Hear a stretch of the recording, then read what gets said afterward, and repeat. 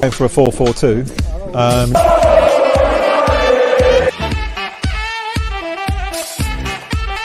He didn't know what was going on in the room. Phyllis managed to refrain from swearing.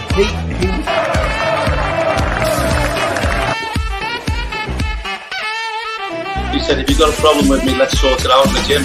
He's exactly the same with our lot. The thing is... Oh, come on! Come on! Where has that come from? Yeah. They brought through the door. You know, look at the... What a performance. What, you know, the guys... That we ruled off quite stupid things like that. Live from Style Space at the Supporters Club. Right. But he was getting a bit tired, I thought. Come on! Here we go! Come on! Come on! Yeah! Good afternoon and welcome back to West Ham United. Yes, I come with brand spanking new earphones and a brand spanking new microphone. Get your comments in and let me know if you can hear me. I am, of course, Anton. I am joined with Matt. Matt, Sheffield United game. We're about to get the team news. We're any seconds away from the team news. What we do know, though, for a fact is that that man himself, Antonio, is out 100%. He's definitely out of the West Ham lineup today. That's not really a surprise, though, is it, mate? We called it last week. It wasn't on the preview. It was on.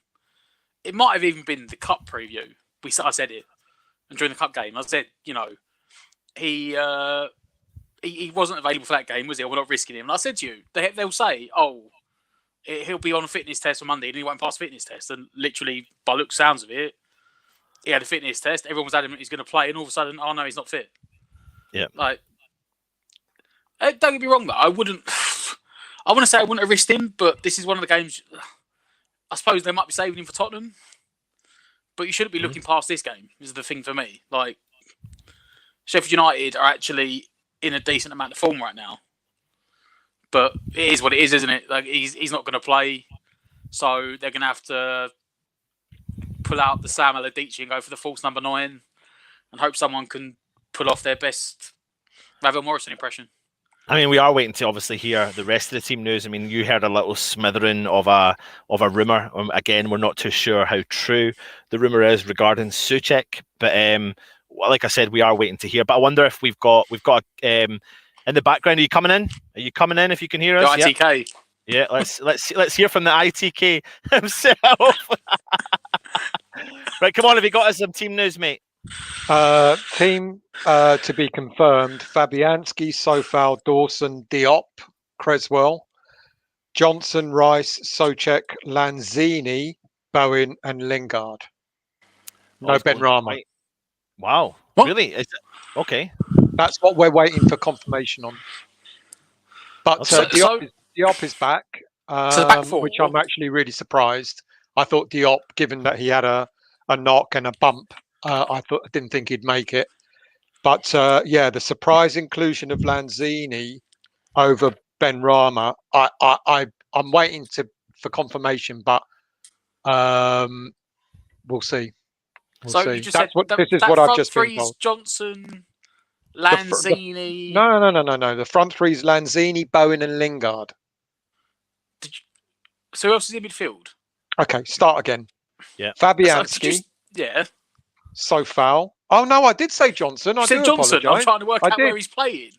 Yeah. Fabianski, Sofal. So we're playing a back five, which I thought we would go back to.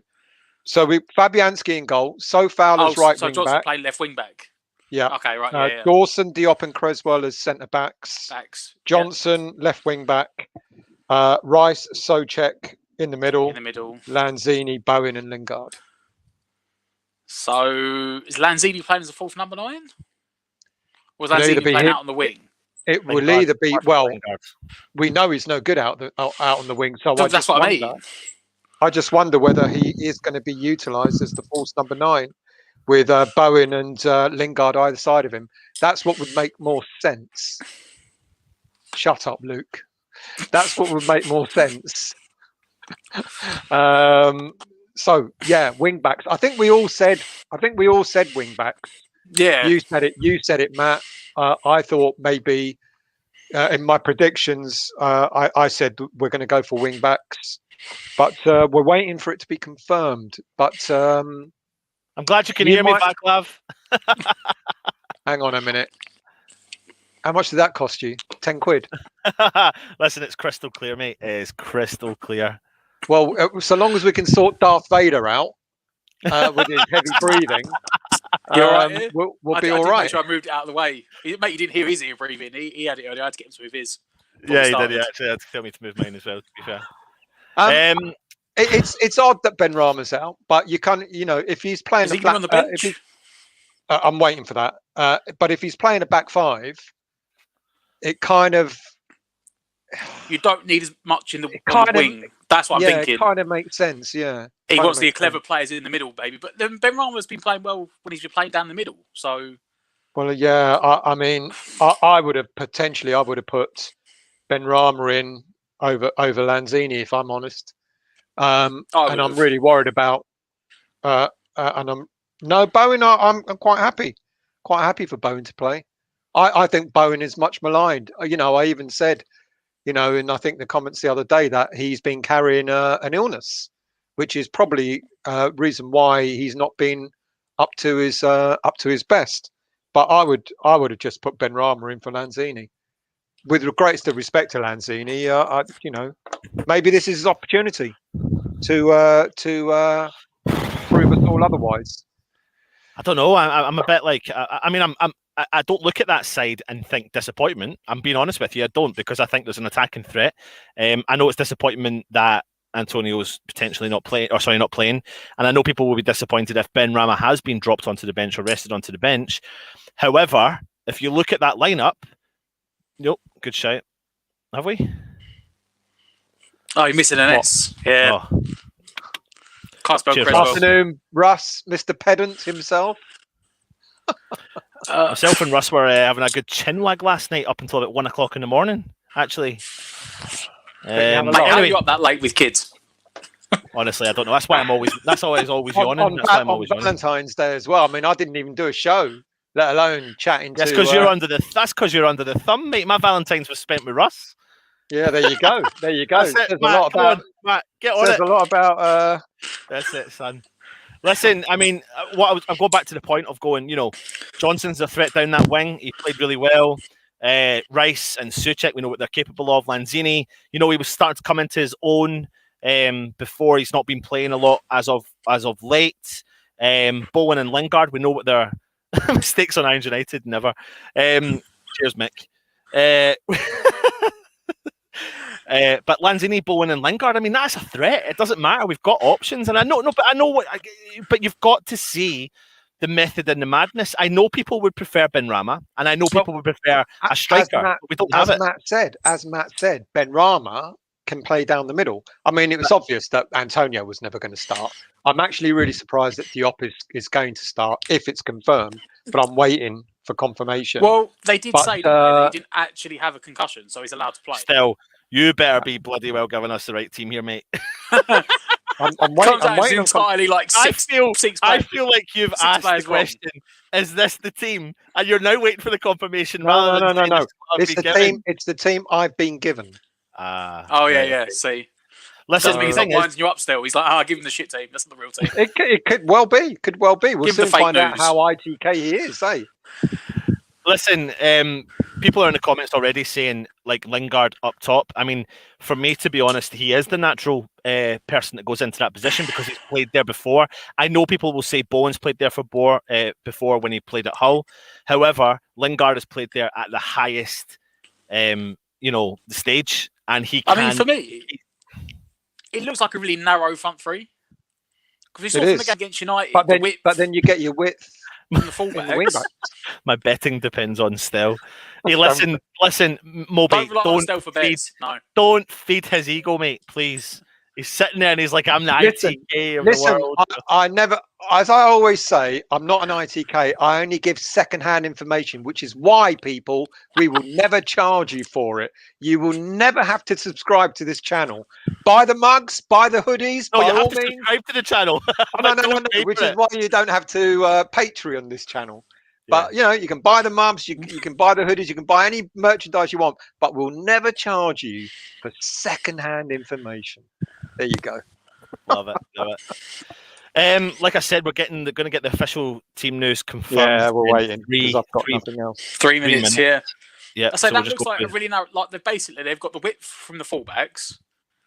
He's got his 3 at the back to leave them solid, and then the front 3 can just do what they want. It looks like. I don't think anyone's going to be down the middle. I think they're going to take turns.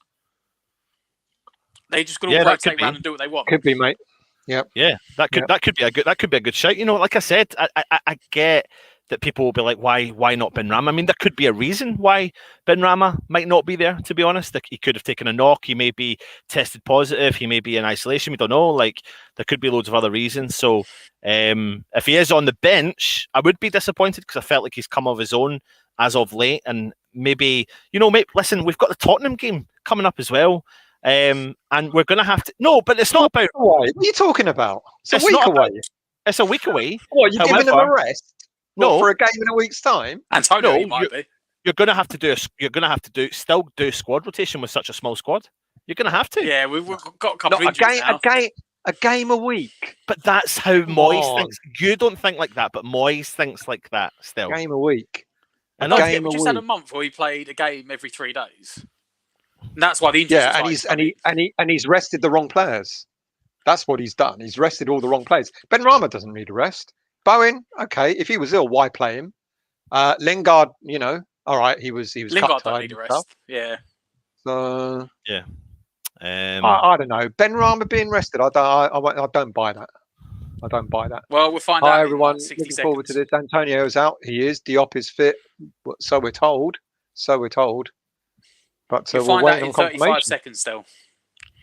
Yeah, that's know. That's when it will. I actually don't believe the Lanzini bit. I don't believe it, but we'll soon find out, won't we? We'll soon find out.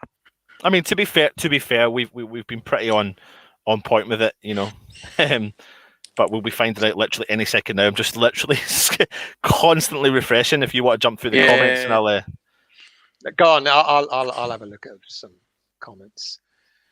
You've got 5 seconds. Hello, Scott. I think Sheffield will be a difficult nut to crack. 1-0 will do it. Yeah, they will be hard, mate. I've predicted a 2-1. I think they might score. Jim, I hope you're well, mate. Antonio Felder's confirmed team. Right. Yeah, is that correct? That's the right team. Yeah, it is. Well, and Benrahma is on the bench. I find that odd. Let's see what Lanzini can do. Maybe he is going to be used as a false number 9. I think maybe Benrahma might be better. He's trickier at it, but let's see what happens. Are you surprised, Harrison, that Antonio failed his fitness test? I'm not, mate. Not surprised. I said this time before you come on. Still, I said this last week.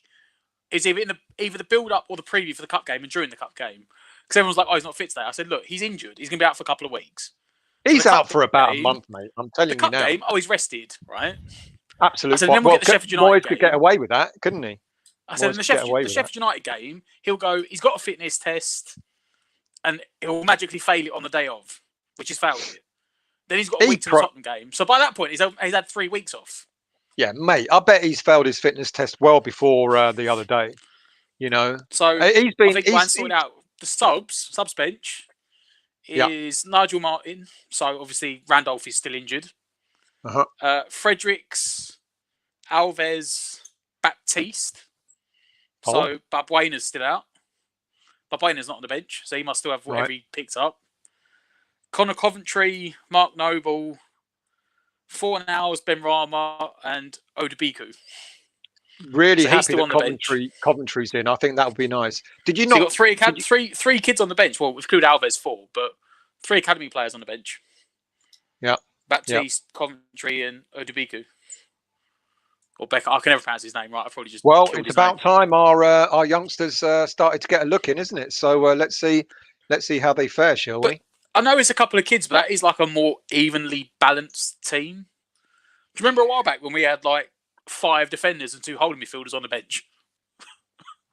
So at least there you've got or 2 goalies on the 3 bench. defenders, 4 midfielders, and a centre forward. So at least we've got a bit. So it's a better balanced. But I still don't get the Ben Rama being dropped. I don't understand. The thing that. I don't like, right, and it's only West Ham do it, some other teams don't, is that we never put like we list them sort of in formation, but we never say where they're playing. So if I read this from the way I'd read it, it looks like Lingard's playing up front. Right. But we never say, do we? Some of the teams will literally put their team out and they'll say, "This is how we're playing." It might be what you said, mate. It might be the three of them up front are gonna sort of because the way they've listed it is like you said, they've gone Soufal, Dawson, Diop, Creswell, Johnson. So that's your back five. Then you've got Rice and Soucek's holding. That says Lanzini, Lingard, Bowen. So for me, that says Lanzini on one wing, Bowen on the other, and Lingard in the middle. But we know this is what makes the whole Ben Rama thing even more confusing. We know that Lanzini can't play out Unless wide. he wants options. You know, he does like Lanzini. Maybe he's given Lanzini a go. He's gone, look, this is the team bottom of the league. If you're not going to perform today, then you're not going to perform. Well, he's given Lanzini a big chance. Well, with that theory, you might as well just try Odebeko again. He did, mate. He didn't like him, did he? He gave him 50 minutes and subbed him off again. Rich, how are you, mate? I said the only thing I could have thought was that he'd done it to save him today, and he's not started. So he hasn't saved him today, is he? He's on the bench. Doesn't like him. What do you think of the lineup, Rich?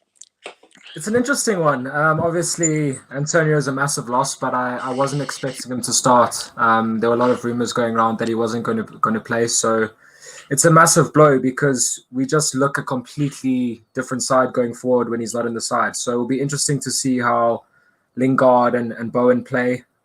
Interesting that Lanzini's come into the side. I must be honest, I didn't see that one coming. No, I feel a bit disappointed for Ben Rama, because he's been playing decently well. Maybe his decision making in the final third at times let him down, but I don't think that warranted him getting dropped. But yeah, it will be really interesting to see where Lanzini plays, what kind of role he's going to take up. I still really worry about Diop at centre back. I really, really worry. Dawson's going to have to make sure he keeps Diop in place and just talks to him a lot, because Diop does have the tendency to just go walkabout and kind of switch off. So, yeah, on paper, there's definitely enough there for us to get a result. But it's going to be tough. These are one of those games where, like, you expect to win, but it's going to be really, really tough. Are you surprised? Not just Ben Rama dropping to the bench, but are you surprised Fornals is not in the starting lineup as well? Or do you agree with Matt about the formation, where it seems to be quite balanced? You know, we're going to a back five, clearly, and maybe there just isn't room for Fornals. He needs three attack-minded players, and he's got that in Bowen, Lingard, and Lanzini. But do you think Fornals is hard done by? He's done everything the manager's asked him to do since the manager arrived. He's virtually changed him from an attack-minded player to almost like just a solid midfielder, isn't he? So is he being hard done by not starting? I think Fornals will be upset to be on the bench, and I think he's got a case. He every single game he's played this season, he's put in an absolute shift, whether it be getting back, doing the dirty work, defending, getting stuck in, or popping up with a bit of creativity in the final third. So it's a really difficult one, because I think both Ben Rama and Fornals will be disappointed. But at the end of the day, there's only one or two spots available, and there's 5 players vying for that position. So someone's got to lose out. And you know what? I think Lanzini coming in from the start actually could be a decent call from Moyes, because he's had a few cameo appearances off the bench, and he's always looked lively when he's come on. So maybe this is Moyes going to Lanzini. This is your chance, get us over the line tonight. And he's more than capable of doing that. Would you guys have placed Lanzini? Would you have favoured Bowen or Ben Rama to drop out, Matt? If it's one of the two. If he's decided on Lanzini, and either Ben Rama or Bowen had to drop out, who would you have gone for? I would have gone for Bowen. Because if there's obviously the thing on social media that he's been playing with an illness for the last couple of weeks, and that's why his form's dropped. In that case, I would have dropped him. But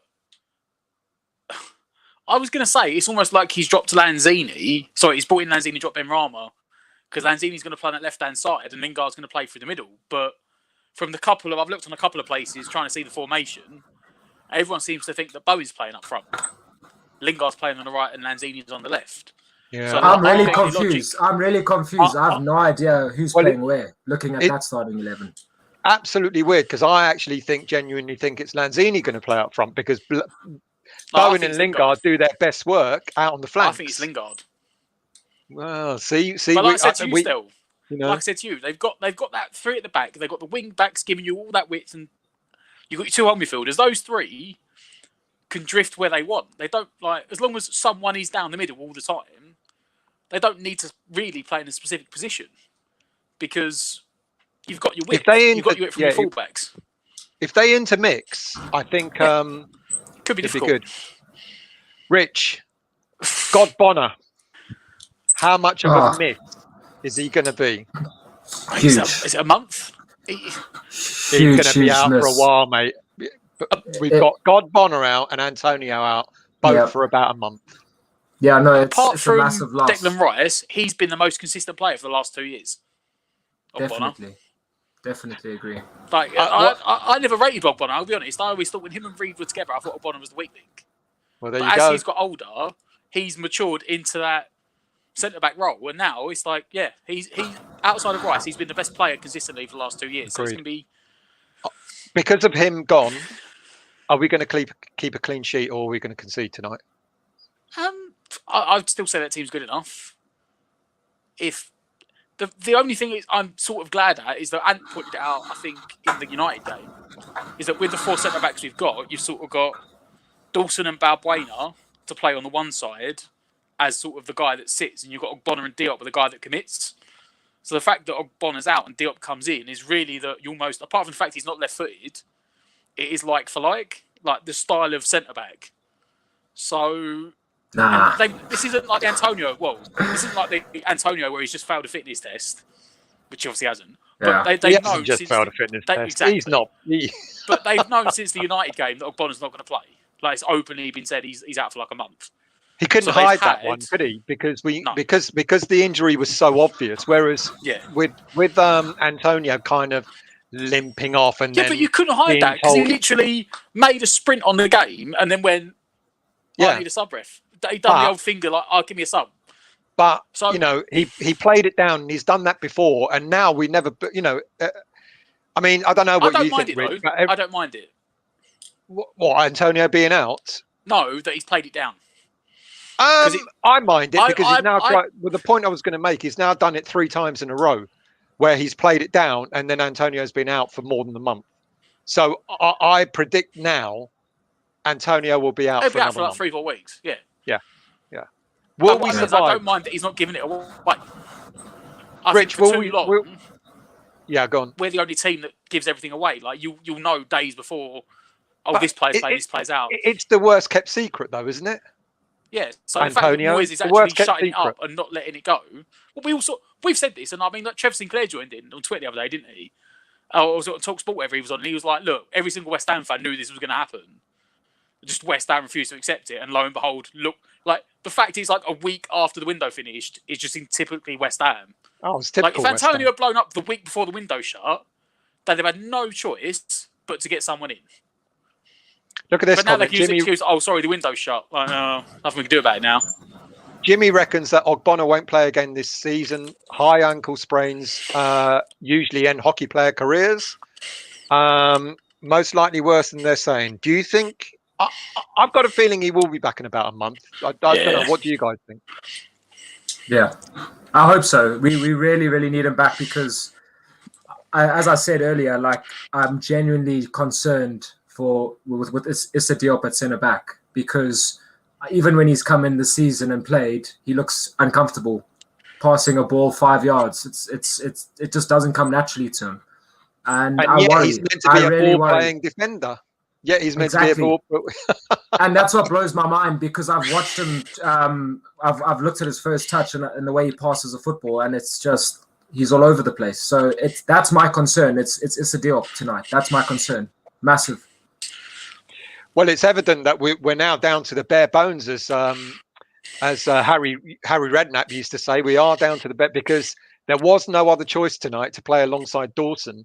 And I even thought maybe at one point that if Diop hadn't made it, I even thought maybe Declan would have gone there and Noble would have played in midfield or something. Would you prefer that? Or are you happy with having Diop next to Dawson? Go on, both of you. Well, one of you and then the other. Diop, I'd rather have Diop. You'd rather have Diop than Rice at the back? No. I'd rather have Diop in defence than Mark Noble in midfield. Yeah, I agree. I agree. As much as Diop worries me, you have to have Rice in the middle of midfield. You have to, because him and Souček together are different gravy. So you can't take Rice out of that midfield.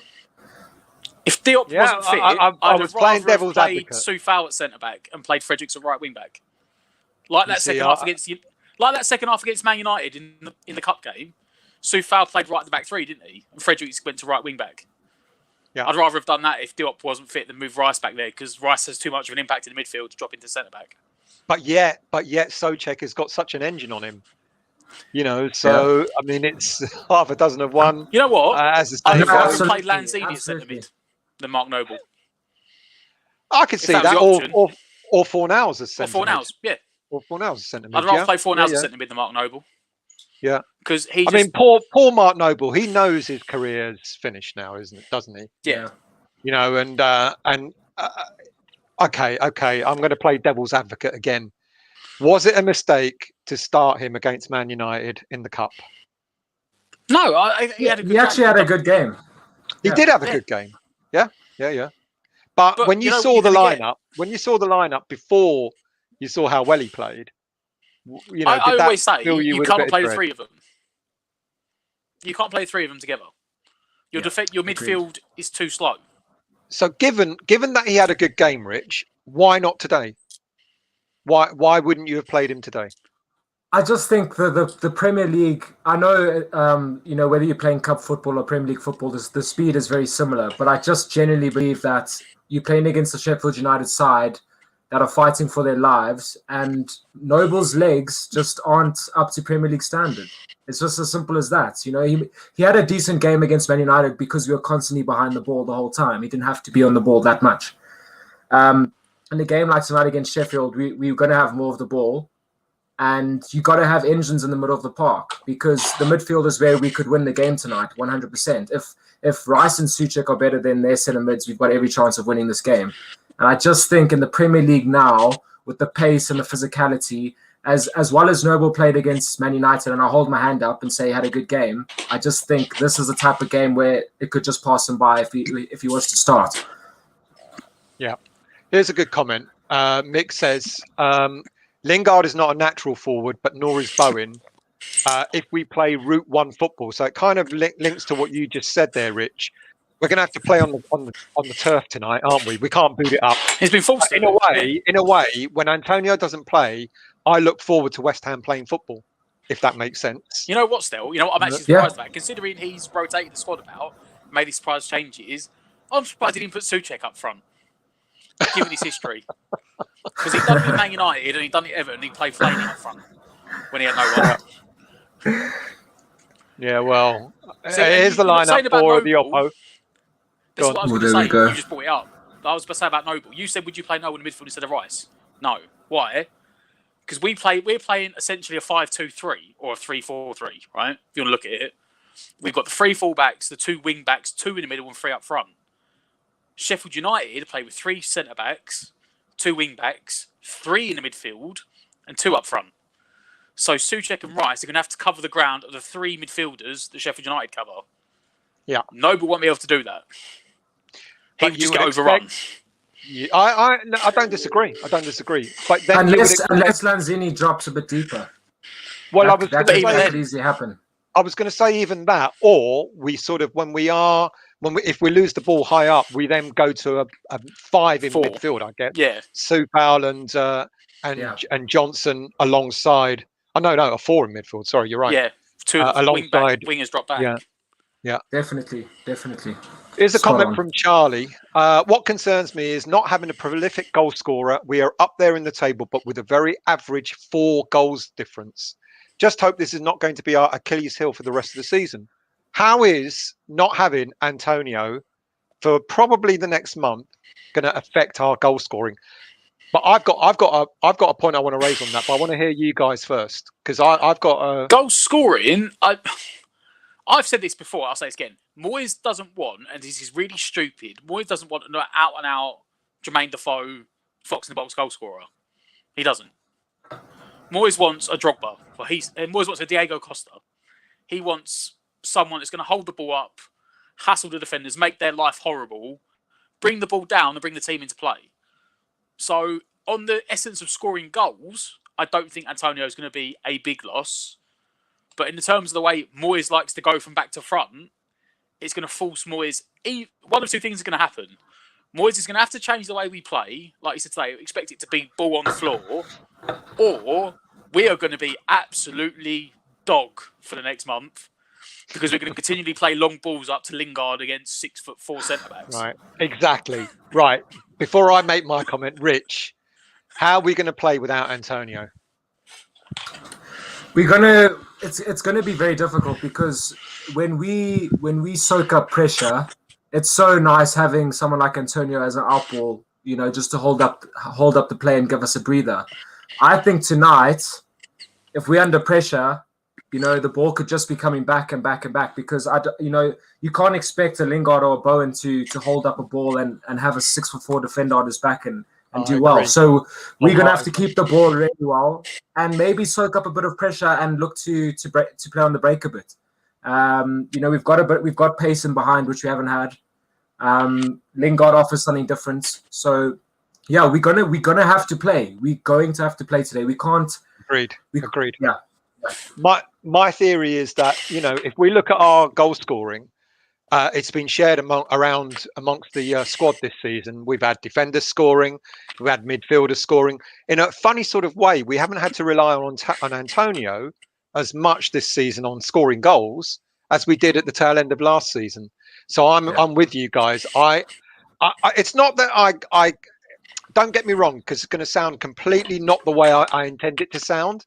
But when Antonio doesn't play, I look forward to us playing. Like I said, I look forward to us playing football. I get really bored when we have Antonio on the pitch. I get really bored seeing the long ball from the back, missing the midfield and hitting Antonio. I hate that sort of football. We might as well have Sam Allardyce back managing us. So we are going to have to play football. I agree with you, Rich. But the good thing about the squad at the moment, I know we don't have a very high 4 tally, of goals against scored, but we are spreading the goals out, aren't we? We midfielders are scoring, defenders are scoring, our talisman Souček is scoring. I mean, we don't have to rely on Antonio, do we? So I kind of get the sort of the lineup Moyes has got here. He's going to play it on the floor tonight, isn't he? Please tell me that he is. There's no long ball happening tonight, is there? As you said, Rich, there is no Antonio up there. You play it to Lingard or whoever's up front. Lanzini, he's shorter than me. Can you imagine him trying to beat a 6'5" defender, trying to win the ball? It ain't going to happen, is it? So I get in a weird sort of way. I get excited when Antonio's not in the team, because it means we've got to play football. I don't know. It's going to be interesting to see if we can adapt to that, though, because we've got used to playing a certain system, and although Antonio's been injured quite frequently, it's going to be interesting to see whether we can, up our game and play a different style and get it down on the ground and look to dominate a team, which is something that we're not really used to doing. We're used to soaking up a bit of pressure and trying to be clinical. Tonight, we're going to have to dictate the speed of play, the style of play, and I'm quite nervous as to whether we can adapt quick enough. But yeah, I'm positive, but it's going to be tough. It's going to be tough because we haven't had to play this way in a long time. So yeah, agreed. It'll be interesting. We've got to thank Costa Chow, the Donny fan. Thank you, mate, and thank you for wishing us luck, and thank you for the £5. That goes towards Anton buying a new headset. I bought the headset, didn't he? That £5? He'll probably spend 250 and pocket the other 250. You know, go that. What's that shop he goes to? That some weird shop he goes to up in Scotland. That they sell everything for about 30p. You know, he comes up with this contraption saying, "Oh, look, I'm going to put my my mic on this, and I'm going to do that, etc." And then about a week later, it disappears. Where was that contraption you bought? Oh, it fell apart. You know, so you'll probably do that with his with a new headset. Jimmy, Anyway. our top scorer is a holding midfielder. Can't get more West Ham than that. No, you can't.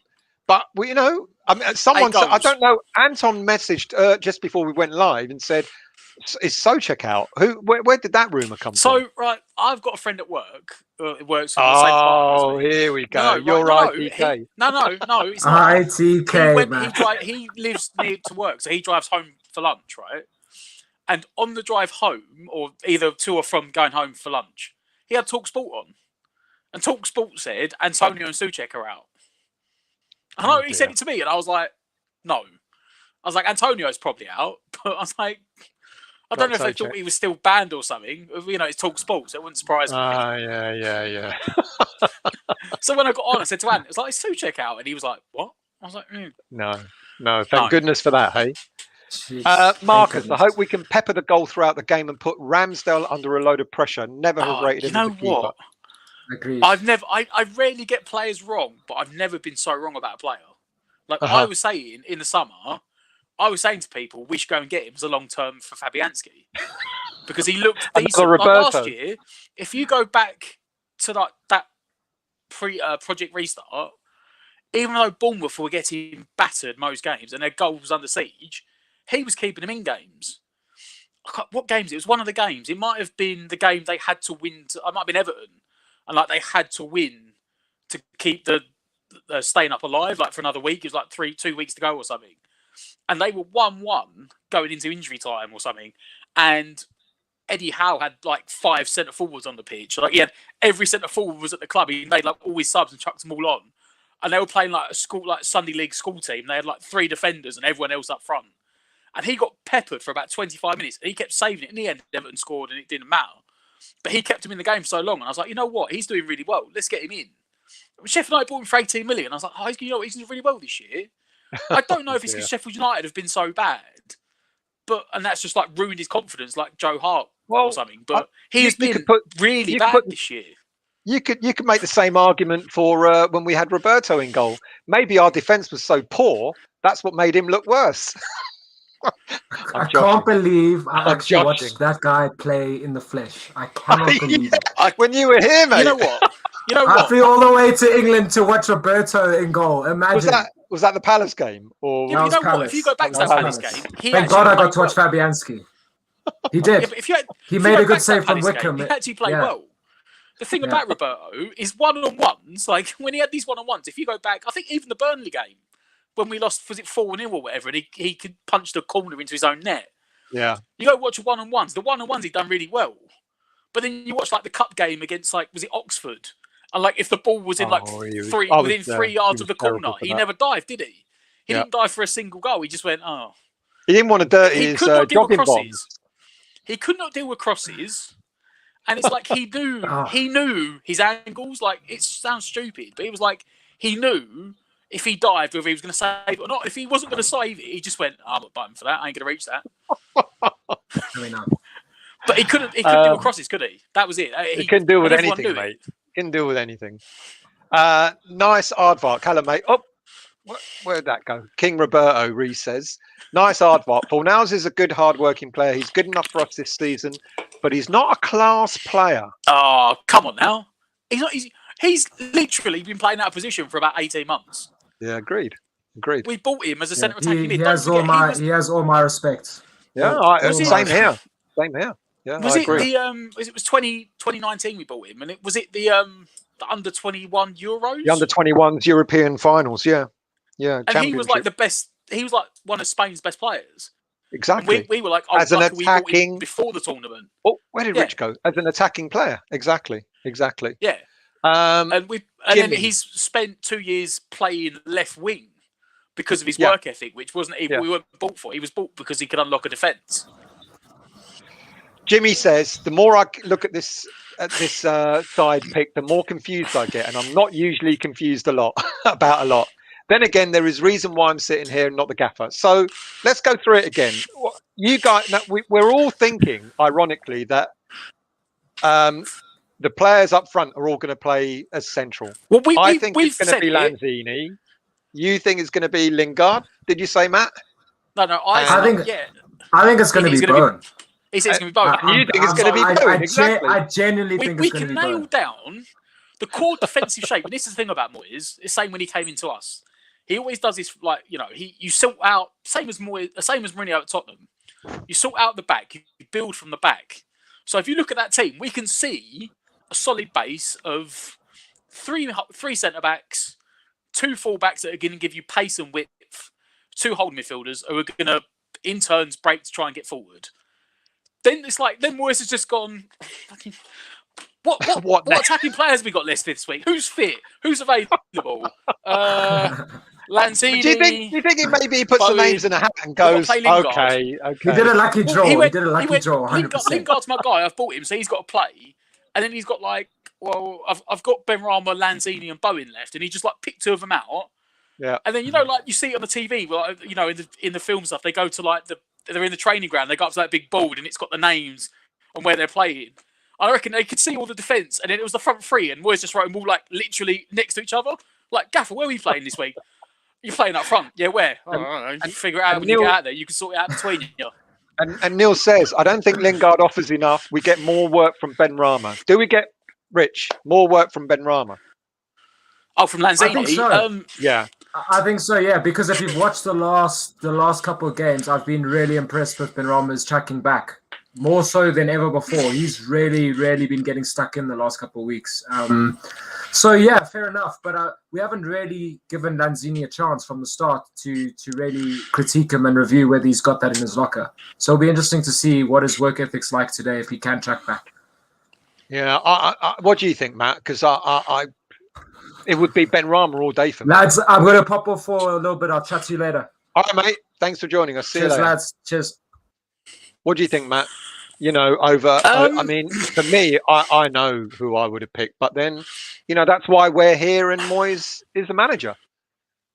I think that Benrahma's more mobile. I think Lanzini, as harsh as it is, I think for the Premier League, we all know it's about the physical game, isn't it? And it's about fitness. And I hold Lanzini in the same breath as Yarmolenko. As in, you bring him on for the last half an hour, he can have a great impact because the legs aren't as fresh. But starting him for the game, I will be honestly surprised if he lasts more than 60 minutes. Yeah, I can see a change coming without a shadow of a doubt. Let's bring another guest in. Let's get his views as well. Good evening, Jake. How are you, mate? Have you finished school? Yes, yeah. Finished on Friday. Happy days. And I've just seen that Benrahma isn't starting. So, yeah, that's fine. Hang on. Let's talk about school first. You finished on Friday. Don't tell me you got another break. A week? Oh, God, you sound like my granddad still. I'm probably old enough to be your granddad, mate. Probably so is, there you go. So, your views. Benrahma. Why? Why Lanzini and not Benrahma? What do you think's going on there, Jake? I think that Moyes got a bit tipsy on Valentine's Day yesterday because I don't know what the hell was going on. I prefer to see Benrahma in there. I completely agree with you, Stel. And just before Rich came off, the tracking back that he's been doing in the last couple of weeks has been absolutely superb, and I can't see what he's done to warrant him being dropped there. For me, he doesn't offer Lanzini doesn't offer as much as him for me, I don't think, and yeah, I'm a bit disappointed and a bit baffled, but I'm sure in his Scottish notepad he's got something brewing in there, as I said last week. And speaking of another Scotsman, will this work? Hello, here he is.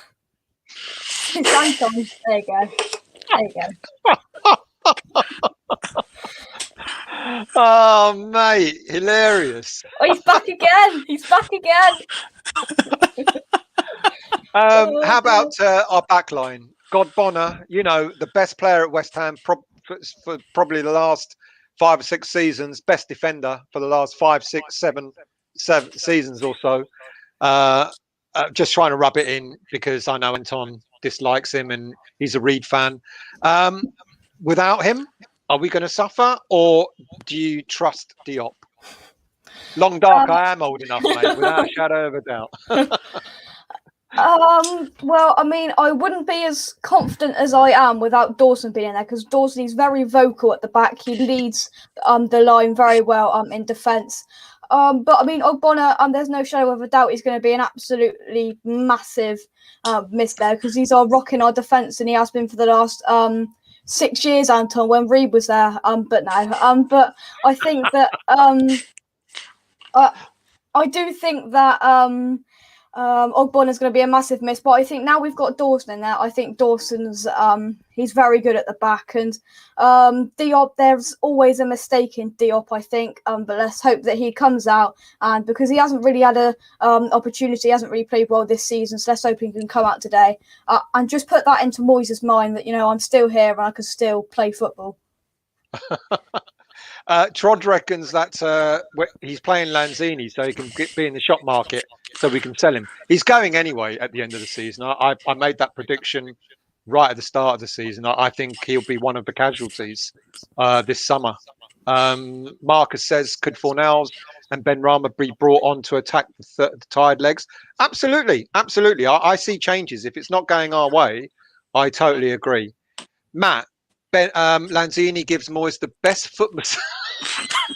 It's Lanzini's birthday today. That's why he's chucked him a £5. Well, there you go. He's giving him an early birthday present. There you go. Matt, it's really weird, isn't it? And I was one of them. I predicted that Dawson wouldn't even get on the pitch for a Premier League game this season. And here we are now, halfway through the season, talking about him being our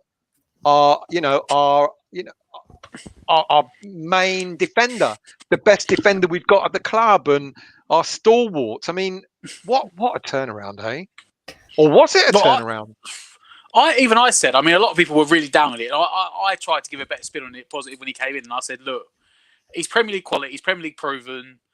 He'll be coming in as fourth choice, and if he needs to step up at some point, he'll do a job. Except he did do that. Was it the Brighton or the Everton game? We had to step up and do a job. I don't recall which one it was. It was Christmas. It was one of them games around Christmas. And since then, he hasn't looked back, undroppable.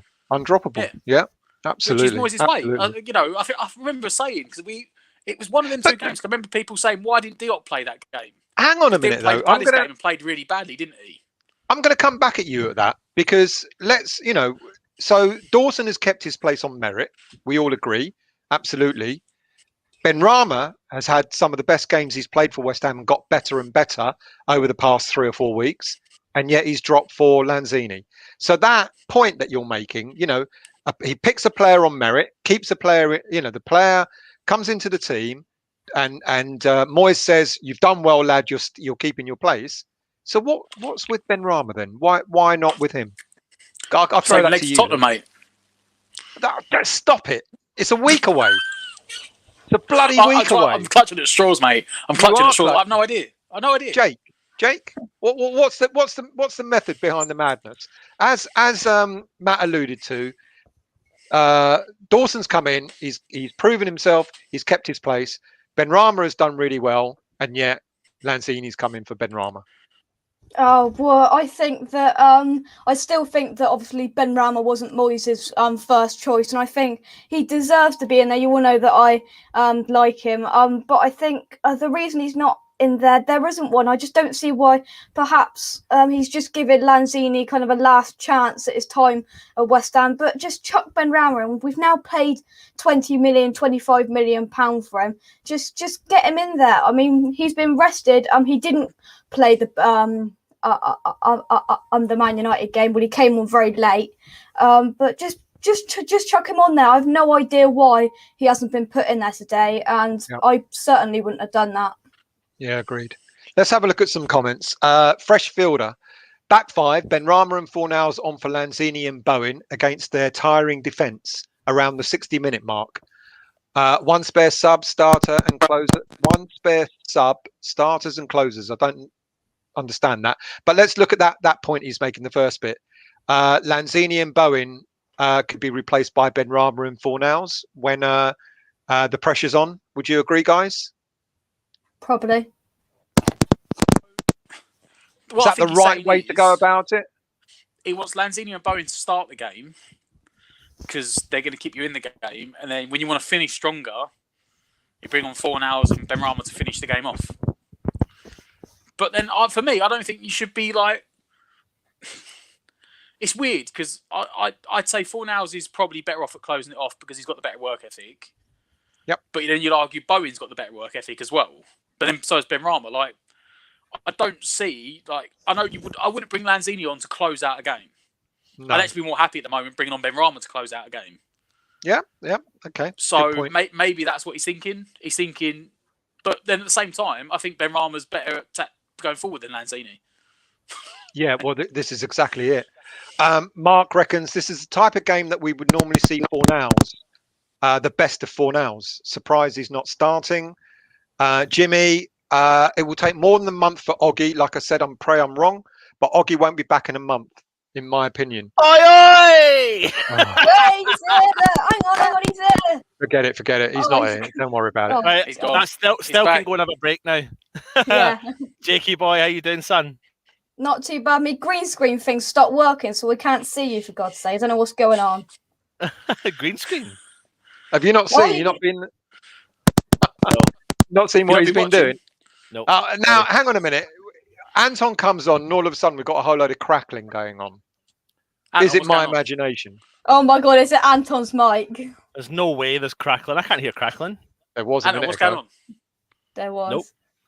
I feel a bit like, did I not get the memo with the headsets today or something? Am I Honestly, missing out? Jake, mate, I can't stand them. My ears are so hot. I don't know how the people wear them. I hate it. My ears are so hot. There's no ifs or buts about it. They're effective because you can really hear me. However, I can't stand it. My ears are roasting hot. I don't know how you do it still. I hate it. I can hear the crackling. There's the crackling there. There's crackling there. There you go. Ah. That's Oh, you, God. mate. That's you. Oh, God. no. Wait for this one. No. That's you. Look, crackling been on for 5 minutes. No, Moby, I've only been for a minute. No. Don't blame Jake. It's Anton. Don't try. You see, Anton, the reason why I can wear these headphones is because they're properly padded and they're expensive. Whereas you go out and buy 20p headphones and you expect them to work. You know. Right, I'm going to go and listen to see if I can hear it.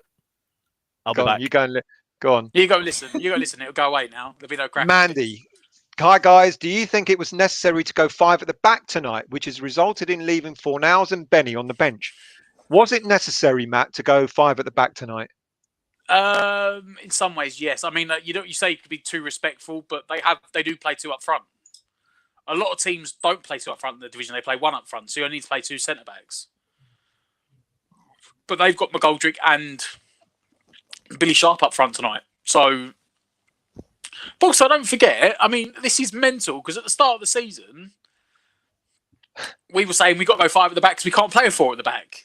Yeah. And then Masuaku got injured, King Arthur, and we were like, "Oh no, we're knackered now." No loss. We went back to, and then we went back to the 4 at the back. No loss. And now we're like, "Oh, why are we going back to the 5 at the back?" The formation works. There was no loss with Masuaku going, so don't worry about it. Look at Stel. No loss. It never admitted it. It never suck it up. We've actually done better since he's been injured than we did. So there you go. Look at him. Look Oh, at him. here we go. Here we Can't go. accept it. No He loss. can't accept it. No loss. Crazy Cole. I Definitely think crackling Lanzini before will I play in come the on. middle of the park. Listen, I think Lanzini will play in the middle of the park until he grows a little taller than Jake. I'm not tall, I can tell you that. He's taller That's than me. exactly his point. That's exactly his point. That was a joke. Oh, Crazy Cole! It flew well over Jake's head. Well, it would do. It flew over everyone's head, to be honest. Well, it wouldn't float over your head, mate. You bloody. I've got a big head. Like a giraffe. You bloody so tall. Listen, I just want to let everyone who knows. Well, go for it, Jake. Go on. Tear them apart, Jake. Go on. Still, we've missed a memo on the haircuts as well, haven't we, Still? Well, you know, ironically, the other day I was going to do exactly the same. Then I saw Matt had done it, and I thought, I'm not copying it. Well, Jake, You know. Stell's had this thing called a hair transplant, or he wears a wig. So normally his hair is like what we He's got his toupee on. Still, he's on the his toupee channel. on. Look at him. Oh, it's terrible behaviour. Listen, we'll take him out. Sorry, I apologise for that one, Jake. He's got You his are toupee on. He can't afford to so take jealous it off. of my hair, mate. You're so jealous. Hold on a minute. It Look, is. there's Neil from Down Under. Look, Crackling was there before Anton came on. Good man, Neil. Thank you very much. So it's one of you guys. No, one of you mate, no. guys. It's you. So Listen, there you have go. we come to the conclusion of who is playing up top or not? No, because all of. Oh yeah, we actually haven't asked you because I think it's going to be Lingard. No, I didn't. No, I don't. I think it's going to be You said Lanzini. I said Lingard. Matt, you said Lingard. Anton, who do you think is going to be the centre point up I'm front? saying Lingard. You're Definitely. saying Rich said Lingard, Bowen. and Richard said Bowen, and Jake. Yeah, Lingard. I think Lingard will go down the middle. Yeah, see, it's weird. I think it's more natural that it's Lanzini because Okay, he's a centre. He's a centre attacking midfielder, and Lingard and Bowen do their best work out wide. I'm only That's saying why I think that. I'm only saying Lingard due to the fact that when he was at Man United, he has played across the four in midfield and up top. But he is most effective, as we know, on the left wing. However, he has done it at the highest level. Therefore, I think they'll progress him forward, and then they'll just put in is it Lanzini and Bowen on either side. And I know Lanzini's more effective through the middle, but the Benrahma. I mean, what did we come to? I mean, people are saying there now. BT Sports have Lingard as centre forward as well. Yeah, well, we'll see. We'll see. Our Algerian friends are really upset tonight. I swear to God, it's a joke that Bowen starts the game. That's because Benrahma's not starting. Are they right? Are they wrong? I see when it comes to Bowen, right? I absolutely Bowen and Benrahma. We've got options up front. Right, not up front in the midfield. We've got options in that attacking threat. So I don't get so hard. I think it's harsh on Benrahma, but there must be a reason. There's got to be a reason, and we've got to trust the process in Moyes and what he's doing. I know the last couple of games haven't been exactly what we want as West Ham fans. However, Lanzini did hit a decent bit of form from the Crystal Palace first game when he came on as a substitute, going through the next couple of games. So it's still not a bad option. Although, as what James is saying, put Benrahma on the team. It just annoys us, I think, because he was playing well, better, and he was giving us an option, and he was sparking a bit of a relationship with them. That was with your Lingard. headphones, mate. That crackling was you. No, see, listen, I'm going to be honest with you. I actually think it's Matt's. Yeah, I think it is Matt's. Oh. You know, He's put it on mute. Yes, well, you're saying no, it's not I think, him. I think he put it on mute.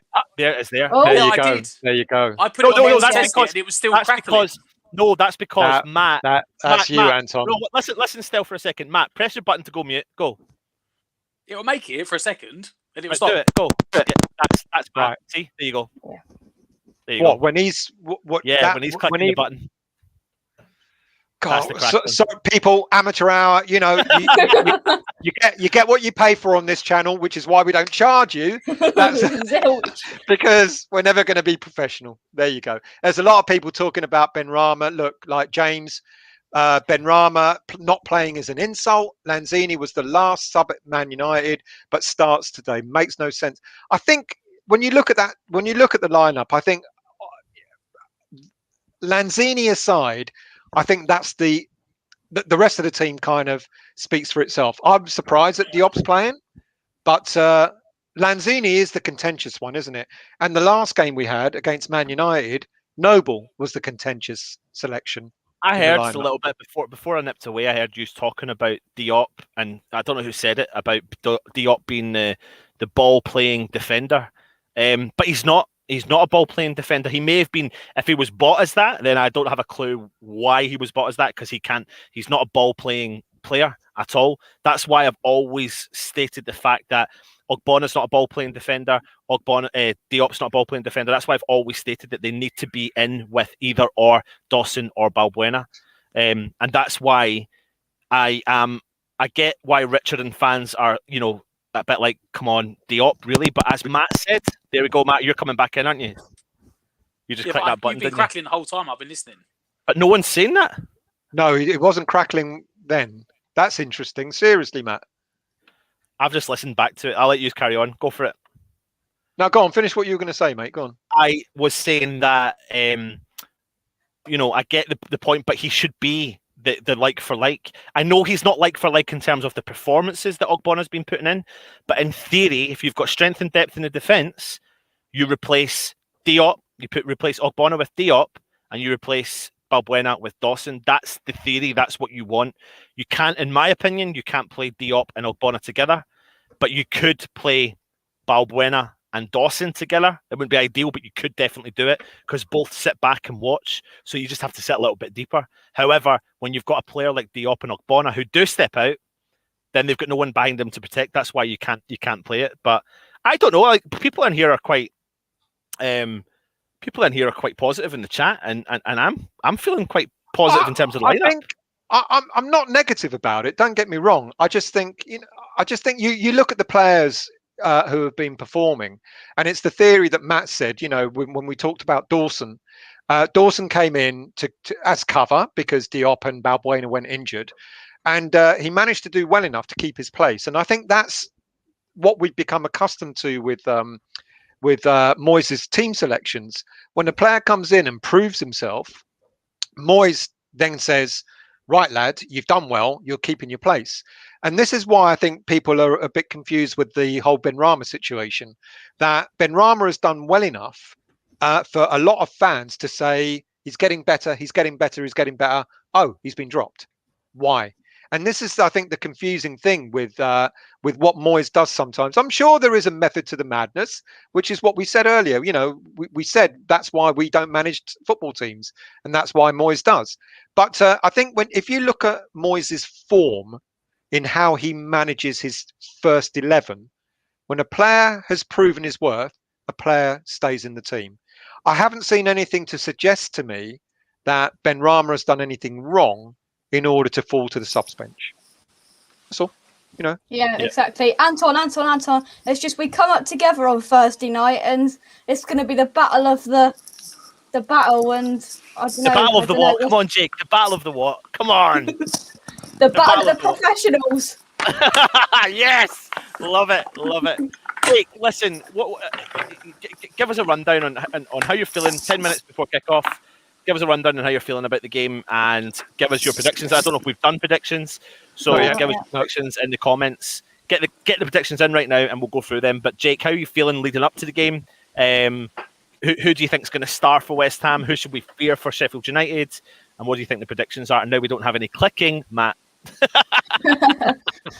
Well, I mean, I would have been a lot more confident if Benrahma was in there, but I still think that we've got enough quality there. I mean, there's no doubt about it. They're going to be hard to break down, but I think that we should have enough there to do them. I think who we should fear from them. I mean, there's no one standout player from Sheffield United, is there? There's like a few players. Bogle, he scored a couple of goals in his last few games, and there's no one that's really sticking out to me. They'll have McGoldrick up top. I'll tell you what, I haven't even looked at their lineup. Have you got their lineup there, Anton? Yep, we do. McGoldrick and Billy Sharp up front. Amateur hour here. Look, right, let's have a look. There's no Fleck in there. That's interesting. But yeah, there's no one that really stands out for me there. Sharp can do a job as well. But no one that's really sticking out to me. I think there's no ifs or buts about it. Their biggest threat's going to be play. They play all their football through McGoldrick. Like he is the centralized player. Everything is played through him. He drops back so much to get involved, and everything is played through him. So if West Ham can nullify that threat, then in theory, and they've struggled to score this season. And I'd never rule out a player of Billy Sharp's ability. You never can, because he's been around the game for so long. He can creep up. He's that sort of player. I don't know if he's actually got a history of scoring against West Ham, does he? One of you might know that. Matt, do you not know Billy Sharp? We haven't played him enough, have we? Yeah, it's true, but he's just one of those players. He's kind of got that he's different player in terms of Glenn Murray, but he's got that vibe of Glenn Murray about him. Like, you can always crop up and get a goal, and he's been scoring as of late. And they do have threats coming through there. I think they've got, like you said, Jake, is it Bogle? Yeah, the winger. They're relying heavily on a lot of the younger players, and the moment that Wilder changed to relying on a lot of the younger players is the moment that they started to get some results over the line. Now, at the end of the day, they've turned up to Old Trafford and they've beat Manchester United. So if they can do that and turn over, and I know this season's crazy, we just have to be very, very mindful. That's why I've predicted only a 1-0 West Ham win, which is not like me at 3-0, all. mate. 3-0. I want it to be. I'd love it to be, but I've gone pretty conservative. Yeah, well, I've had to. I mean, listen, they've not even, for being in the position that they are, they've not even conceded the goals that really warrants them to be in that position, because they don't get beat 3 or 4-0 each week by anyone. Really, they really don't. They don't concede a lot of goals, but I think they've only scored 15 goals this season. Something I think like it is. Yeah, and I think they've only conceded something like 37 or 38. But if you do the comparison against teams like West Brom, it's dramatically different. Like the two of them are dramatically different. So, I mean, Jake, what was your prediction? Did you say? Prediction, I'll go. I think we are gonna score today. I think we've got Lingard up there, and so I'm gonna go. I've been debating 2 to 3-1, but let's go positive, even though Ben Rama isn't in there. I'll go 3-1 West Ham because I think they'll get a goal. But I'll be the positive one, Anton, because you failed today. I'll go 3-1. 3-0, mate. 3-0. Oh, yeah, there you go. There you I go. think they'll score. I do think they'll score. This is a big game. Before we come, obviously, to yourself, still massive game, and I know you've probably discussed it for Diop today. Time to step up, time to show us what he's capable of doing. It was just unfortunate that he had to come off against Manchester United, and we thought I thought that would have been a good, even if he'd have played and we'd have got knocked out, it'd have been good for him to get 90 minutes under his belt in the lead up to this game. But he's had, how long did he have? Like 10 minutes, was it? I don't know how long it was before he was 15, 16, something like that, I think, wasn't it? Diop. Yeah. 15 minutes, yeah. So, No, actually longer than that. He had half an hour. Right. It was about 17, 18 minutes. Yeah. That Ogbonna went out, yeah. So I just think it's a good opportunity for him. But then when I look at the West Ham defence, I can't help, people are worried about West Ham going to a back five, but West Ham performed really well with a back five at the start of the season. We beat Wolves, we beat Leicester. Yeah. That's only because we had the mighty Masuaku, according to everyone. I said, according to everyone. I didn't say that. I said we've been playing better. A twist on that. There was always going to be a twist. We played 4 at the back, didn't we? We played the 4 at the back, and it was awful. We need to go to a 5 at the back. And like you said, Anne, we had a really good run of results. Then Masuaku got injured, and we all went, "Oh, great! Chris was going to play left back. We're going to be in trouble." We're going to have to go back to the back. Worked for ages, and now we're getting worried about going back to the 5 at the back again. Yeah, but I'm not worried about that. I'm not worried about that. In the second half. I'm not worried about it, and I think, do you know what? I don't know if you've even spoken about Johnson when I was gone, but Johnson's totally, in my opinion, after what he's been doing the last couple of performances he's put in, he's totally deserved of that role. He's got an opportunity. He's got an opportunity tonight to cement his place, and also potentially cement the formation moving forward for the next run of games. Because if this works tonight, he'll resort back to what he did against Tottenham in the first game, which will be the 5 at the back, and he'll stick with that. And I think, to be honest, Johnson is a really good threat. I mean, if you think about the Man United game and seeing how Johnson was attacking, he attacked really well. He was really confident going forward, but he got back, he tracked back. And we've got to have and put the faith into Creswell as well. Like, Creswell's been, again, Mr. Consistent this season, and stepping into that, he suits that role, doesn't he? I mean, that's where his confidence came from being in the back 5, not in the back 4. Yeah. So I haven't got a problem with the back 5. I don't have an issue with it. I think a good manager changes the formation when needs must. I think we would have done better against the likes of Man United, against the likes of Liverpool, if we had if we had a back 5 then. And so I don't see a problem with it. It's more about what's going to happen up front, And I said earlier when you were off, Anton, the one thing that it's not that I'm hoping, it's not that I'm wishing for Antonio to be injured or out of the team, but I kind of start relishing it a little bit because I think we're going to play football. We're going to play we've got no choice tonight, so I think the 5 at the back is actually going to help us retain the ball better. and those wing backs bombing forward and actually getting the ball into the feet of the front three. So in that respect, I don't have a problem with the 5 at the back. I think it'll make us play better football. Jake, make sure you jump on at halftime, mate, if you want. Links Yeah, there as well. Yeah, thanks, Help guys. yourself, mate. Right, I'm going to set myself up as well, lads. So you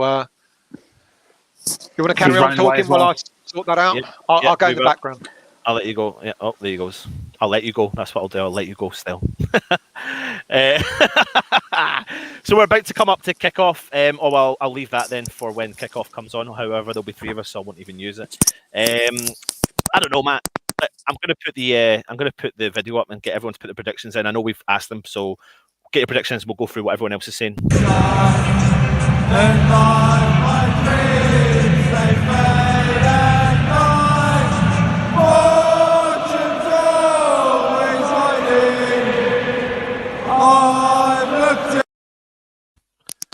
Can you hear me okay? Yep. Matt, can you hear me okay? No, I hope everyone can hear me. I'm a bit confused at what's going on. Keep the comments coming in and let us know if you can hear me okay. Oh, maybe Matt's gone away. No, just cracking. Really? Because, Reese, you keep saying that, mate, but I've been listening to it on my phone and I can't hear the crackling. I don't know if it's just me. Right, let's go through the predictions. Moby Dick, you're saying 1 each. There's loads up here. I need to try and find them actually. Let's have a look here. No, they can. Yeah, I'm fine now. Yeah. Rocco is saying 3-1. Andy Pepper is saying 3-0 to West Ham. Vinay is saying 4-0 to West Ham. Benny to score off the bench, of course.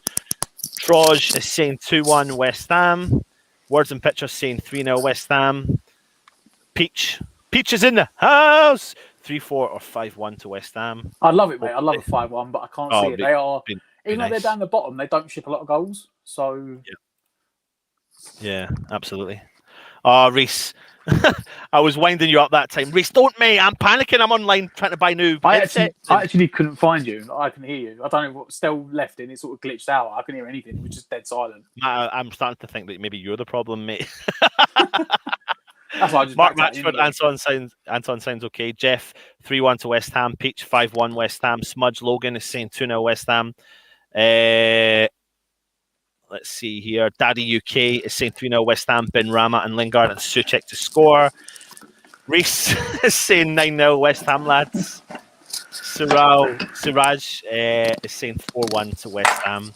And Anil is saying 2-0 to West Ham. Let's get the links sorted, Matt. Yeah, I've sorted that on mine. Yeah. Are you doing it through the usual channels? Yeah. Yes, mate. So we'll all be on sync. Do you want to jump through some of the comments, mate? While I'm. Well, I'll skip them. We can hear you.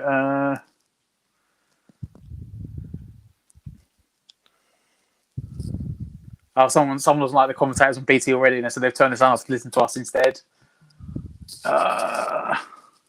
Who's that refereeing? I can't even see who that is. 3-0 Ben Rama, Lingard and Suchek. Moyes didn't play Barama against the teams in the bottom. This is the only reason I cannot see him playing today. I could see that maybe because he doesn't. I don't know. I think he's resting him.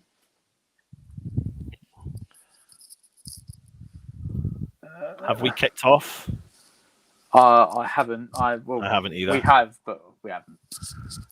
We're taking the knee right now. Yeah, same. Which controversially, you see Brentford said they aren't doing it anymore. Yeah, seen that. Well, they said it's lost its meaning. So yeah, they've got a lot of players that follow the movement. So the movement's like it's irrelevant now. It doesn't make a difference.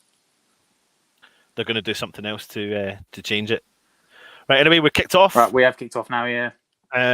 Let's get this latest. West Ham.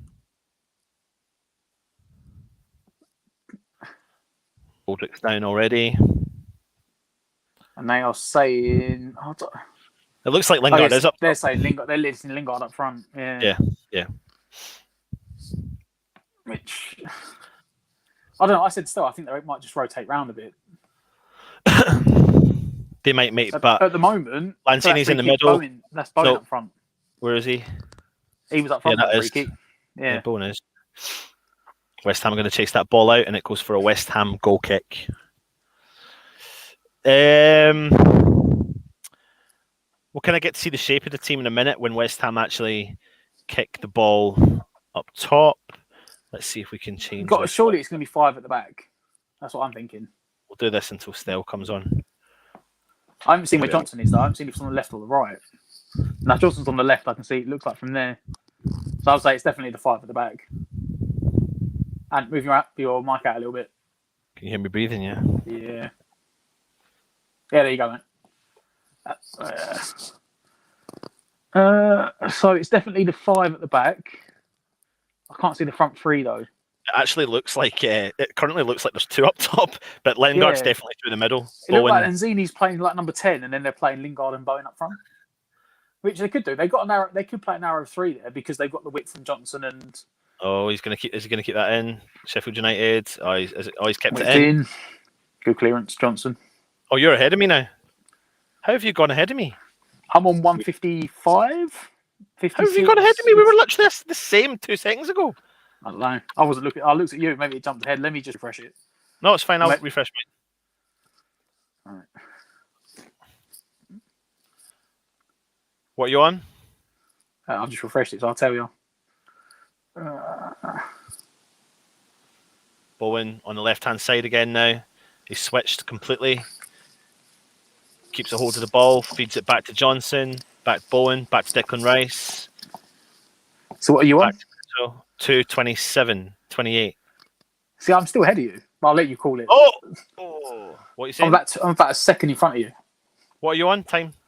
39, 40, 41. Yeah, you are literally a second. Yeah, it's all right. I'll let you call it. Go on. No, it's fine. No, it's cool, mate. No, I don't know what you're like. I'm the same. I wouldn't want someone's calling in front of me. Go on. No, but it's only a second, though, isn't it? It's not a big deal, really. Anyway, we'll just do it either or. Big kick out from the Sheffield United keeper straight to Creswell. Feeds the ball forward to Declan Rice, who finds Creswell on the left-hand side. Nice touch there from Lingard. Good football from Lingard and Bowen. Lingard's on the attack. Go on. Still got the ball to Bowen. Oh, he's been pulled down. Get your card out. Yeah. Great football from good interchange between was that Lingard and Bowen. Yeah.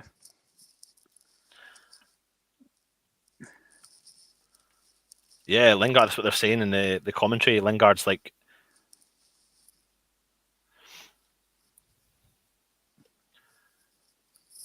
West Ham free kick. What? How many yards out is that, mate? Was that 25 yards, maybe? No way. No, it's 20. That's like 22, 23, isn't it? Because the edge of the D's only a couple of yards. Yeah, I've just lost my link. 20, 23, 24, about 23 yards out, just on the edge of the D, just left of the edge of the D. Declan Rice is standing over it. Oh, he can smash a ball, can't he? And he's set up for a right footer because it's on the left-hand side of it. Declan Rice having a pop. It's all saved. Through the wall. Ooh. Penalty. It's a penalty to West Ham. Penalty to West Ham. It's the first penalty of the season. Shot came in. Shot coming from Declan Rice through the wall. He's pushed it to he's parried it out to the left. And it's really poor. Souček's like the ball's almost like going out for a corner. Souček gets there first, and I don't think the Sheffield United defender sees him and just dives in on it. He's absolutely taken Dawson. Is that what he's pulled it for? Yeah, look, if you see it, he saves it, and then who's going to get the rebound? And Dawson. Yeah, look, and just who's going to take it now? Is it Declan Rice? I told you, Declan Rice on the penalties. I'll be giving it to Souček because he was taking the Czech Republic. Deckers is on the ball though. Go on, Declan! Come on, West Ham! Come on! Don't look at the comments, mate. Don't look at the comments. I've turned them off. I've put the banner on. I've turned the comments off, mate. Come on, West Ham. Come on, Deckers. Right, my time it's going to get checked, though, isn't it? My time is 5:09, 10, 11. I'm back up. How do you sync with me again? Because my link went away, so I'm actually watching it off the phone. VAR's checking it. No, that's fine. He's not onside, is it? He's offside. Is that? Oh, I swear to God, if he's offside, it looks. I think he might be tight. No, he's not. He's on. What are they basing it on? His foot? Yeah, it's the back foot. That back foot, he looks on. Oh, it's tight. I think he's on. It's so tight. I think he's off, I think he's off. I think that's beyond his back foot. I think he's going to get overturned. It looks like, from the way they're lining that line up, it's weird because they can't get a straight angle. So I don't know how they're going to do it. The angles they've got are not straight. That angle there, he looks like he's offside, to be fair. Yeah, I think he's offside. I don't think he's going to get overturned. First penalty is not going to happen, lads.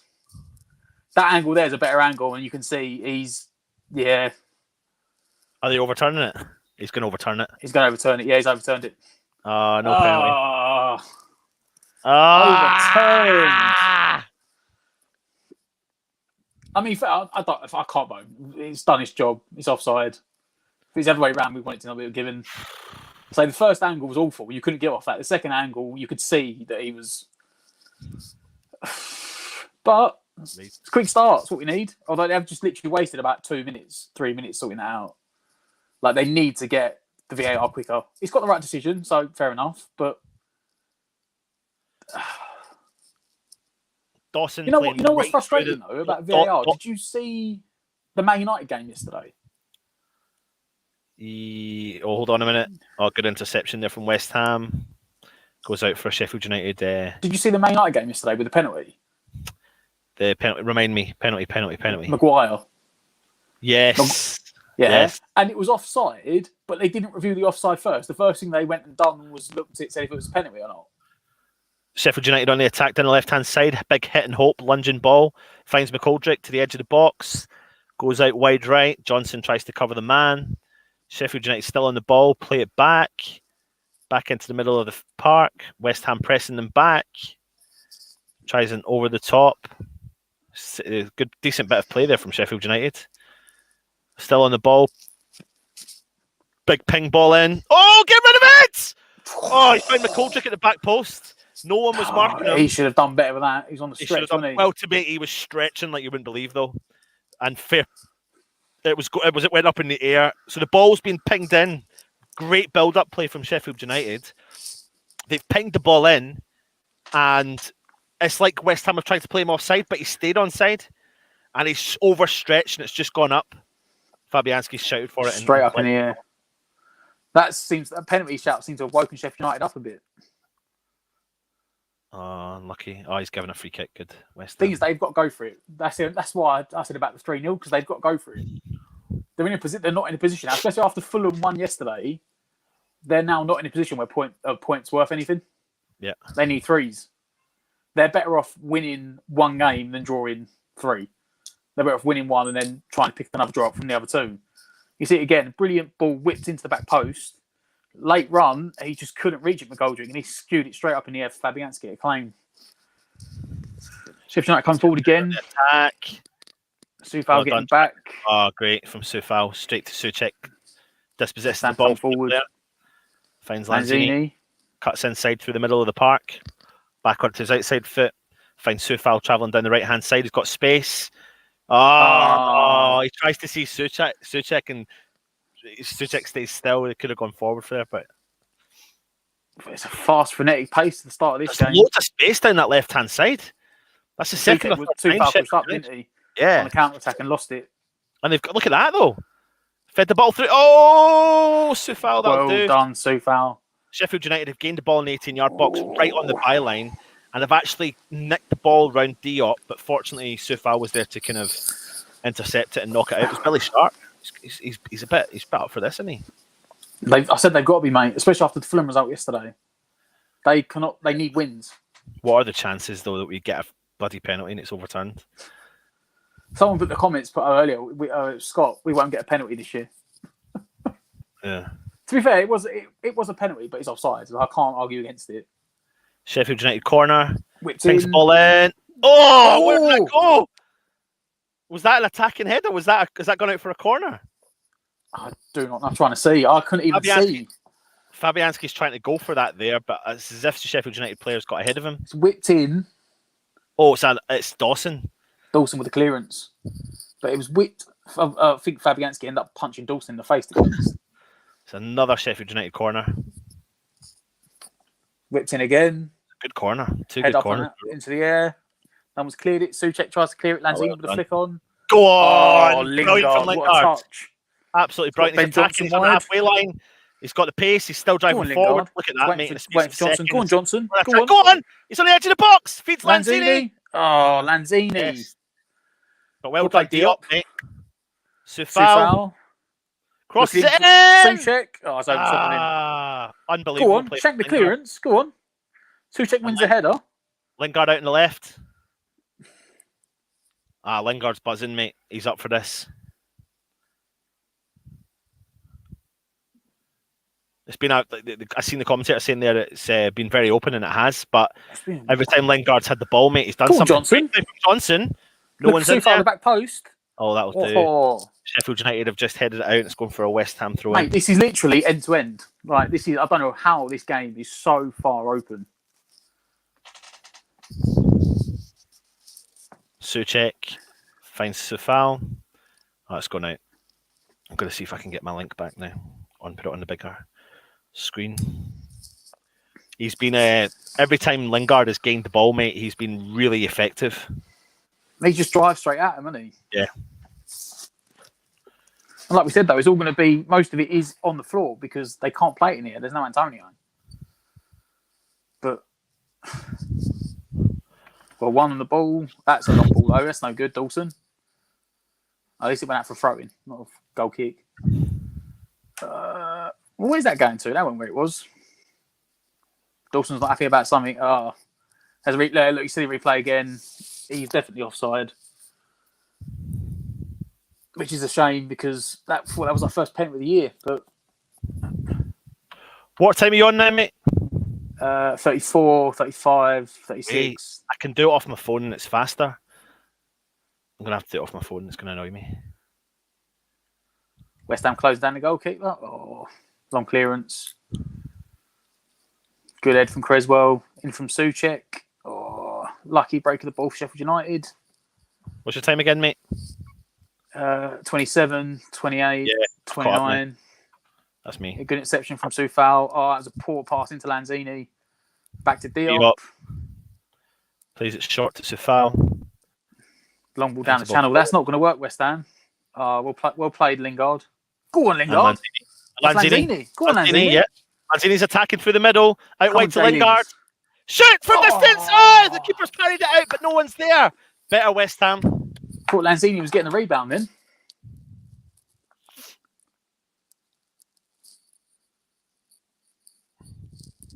Come on, West Ham. It's a weird game because we're both playing five at the back, but we both look uncomfortable at the back at the moment in the first 15 minutes. Both teams look very happy driving forward, and neither team looks happy defending. But they're both playing with three at the back and wing backs. Sheffield United look like trying to calm it down a bit. We're pressing them back now. Good pressing.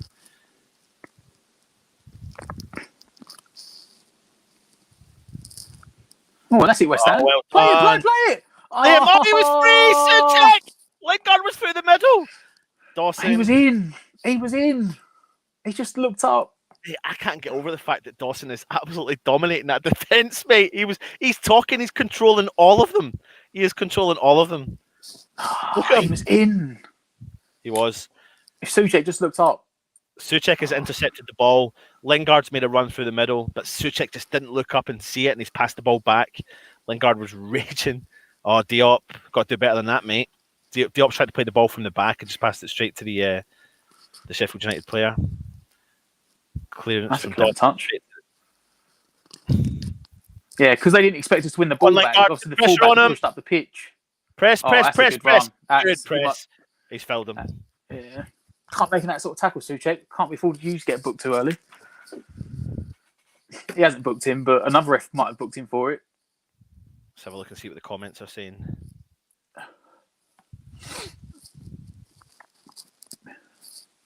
Lingard there is exactly what West Ham need, bursting forward, 100%, mate. Commentators have said Diop has his head in the clouds. Yeah, I mean, after the first couple of passes, he's Gary J is saying 1 p.m. in Michigan, sneaking on my phone from work to say, come on, you Iron. Sorry, I can't tune in for the watch long. No worries, mate. Glad you just came in to say hi. Suchek win the second header. Reese, if I come out with some random letters because I'm walking home and put my phone in my pocket, no worries, mate. Right, West Ham throw in. Mr. Background Man, are you coming on? No, he's not coming on. He's too busy. He's not got his earphones in. Diop back to Fabianski for West Ham throw in. Dawson at Creswell. West Ham looking to come forward. Inside to Declan Rice. I like that. To Suchek back to Rice. Switch it again. That's it. Out to Diop on the right hand side. Go on, Diop. Go on, Don. Go on, son. Out to Diop. What are you? Oh, he's overplayed that ball. Get your head in the game, Diop. Every time I see Diop play, I always think of what Richard's sitting there doing. Richard can't stand him. That was just a simple thing. It wasn't a complicated pass. It was like a 5-yard pass. And it's just like Soufal managed to half control it and get a throw in out of it. Like, but come on, Diop. Diop back to Dawson. Plays out wide to Creswell. Back to Dawson. Back to Creswell. They're going to look to pressure. Just showing up the possession there. It's literally 50-50. Bowen. Oh, back out to... He tried to place over top for Bowen. Flicked that for a West Ham throw-in. Yep. It's interesting because they're hitting quick on the counter with long balls, aren't they, to McGoldrick and Billy Sharp, whereas we can't do that. So it's a lot of... We've got a lot more on the ground. Every time we play it long, we seem to give the possession away. Like balls down the channel. A lot of us is... And this is going to play into them because they got their bank of 4 and their bank of 5 and their bank of, it looks like 3. But they're making it hard to break down. They're really compacting out the middle of the pitch. Big raking ball looking for Lingard. Oh. Creswell trying a big Steven Gerrard-esque 70-yard through ball. Just about 2-3 yards in front of Lingard. Sheffield United come away with it again. These earphones are roasting, mate. That's why I changed them back out. I don't think people do it. Diop. That's good head, Diop. That's more than I'll give you that one, mate. That's good. I'll give you that. That was a good one. Rice driving forward, feeds out Johnson on the left-hand side. Rather than just heading it for the sake of heading it, which always frustrates me about West Ham. Got to give him a little bit. I'm going to hold on a minute. Stealth, you can see me. Are you coming back in? No. He said this. To Lingard. Finds Bowen. Nice play. Go on, Soufal! Go on! Oh. Sheffield Utd keeper's got it. Into the hands of Ramsdale. West Ham.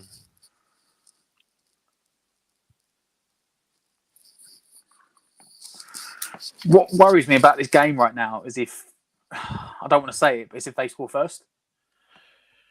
Do you know what? Yeah, you're right, mate. I've just had a quick thought, though. We're going to do a giveaway on this channel.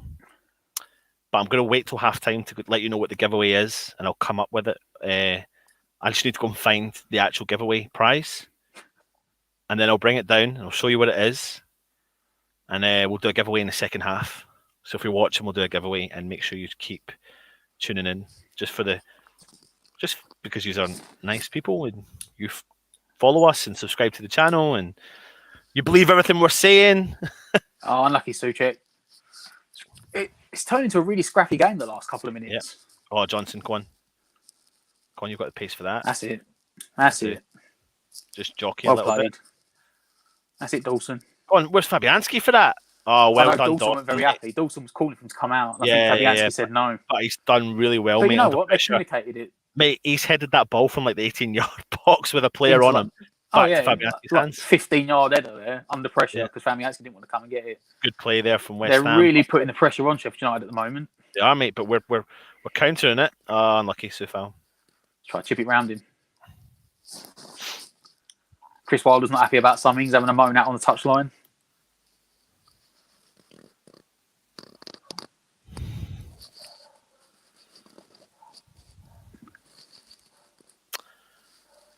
West Ham with the ball. Creswell back in the defence. Feeds it all the way back through to Fabianski. Takes a touch. Player puts pressure on, but he kicks it all the way out for Sheffield United throw in. Good pressing there from Sheffield. He's still moaning, Chris Wilder. I don't know what he's not happy about.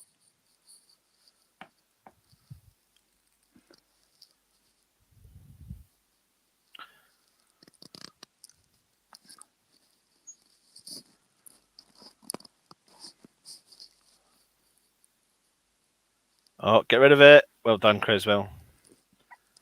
No one's closed down the second ball, though. They haven't. No, you're right. How much room do you want to give him? Sheffield United still on the ball. McGoldrick out left. Brought it back inside. One now.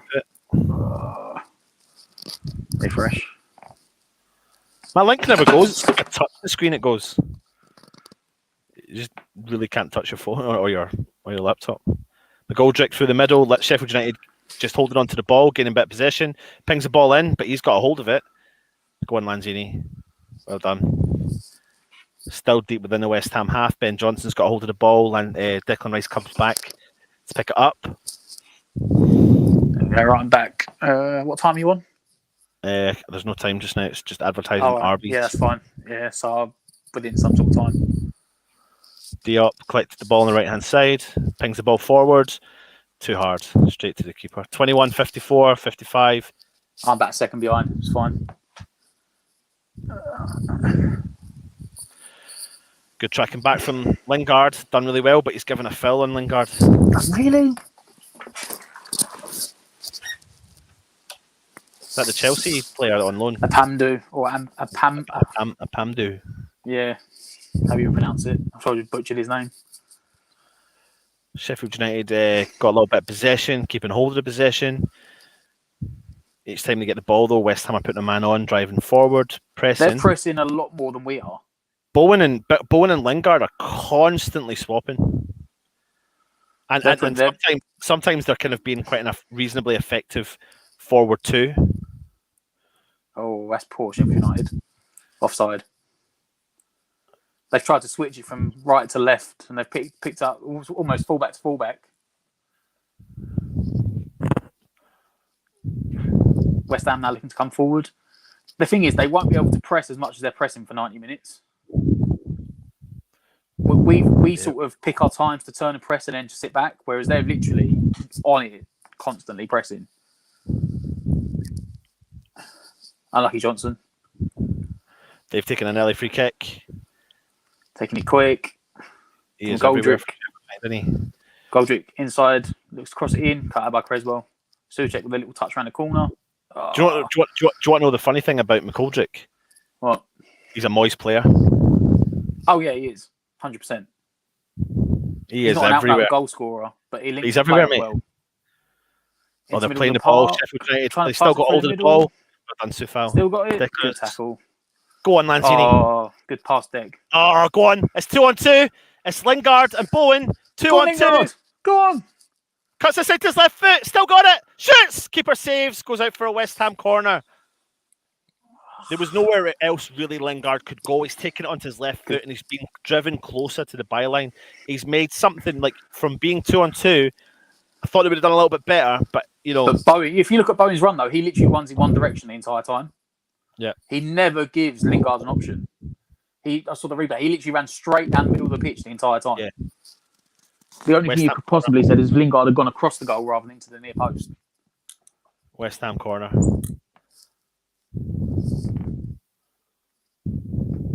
Creswell. To whip it in. Come on, Cresy. Beat the first man, which he's done. Oh, does his head! It goes over the bar. Oh, it goes wide. Quite a bit wide. Well played, West Ham. No better. Much better. Well, at least we didn't take it short.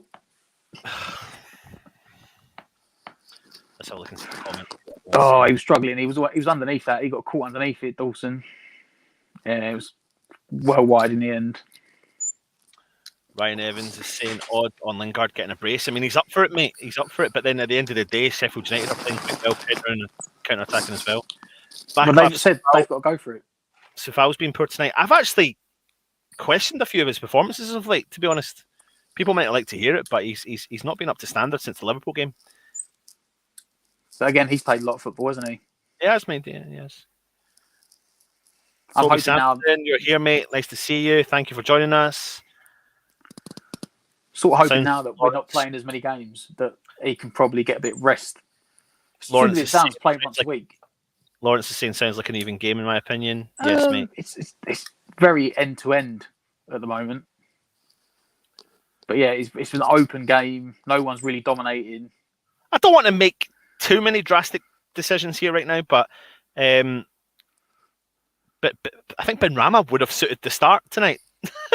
I don't see, no offence to him, I don't see what Lanzini's offered in the first 25 minutes or 26 minutes that Benrahma wouldn't have offered. I'd pull Lanzini at half time right now. He's got 25 minutes, 20 minutes to change my mind. That's harsh though. If he doesn't, he's not done anything. I know he's not, mate. No, Benrahma would be picking up, running at people. Lanzini's. Look at where McGoldrick is, mate. I swear to God, I would not be. How old is he? Because I would not be surprised if. He's in his like mid to late 30s, isn't he? Oh, is he? He's not a young guy. He's been around the block a long time. In the championship. He's everywhere. Look at where he is. He's ball into feet of Billy Sharp. Well tackled. Suchek driving forwards. Pings the ball. Switches play.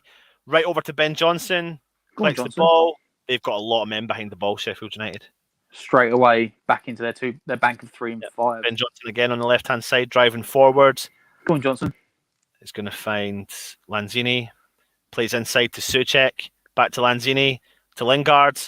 Oh, come on, ref. Oh, no, he's not. He was never going to give a foul for that. Nah. He actually looked like he missed the ball, Lingard. Like he actually didn't control it. Sheffield United counter-attack on the right-hand side. McGoldrick coming inside to collect the ball. Again, he's been intrigued, mate, to see his heat map. I don't think he could do that again, though. I don't think he could do this for 90 minutes. McGoldrick? Yeah.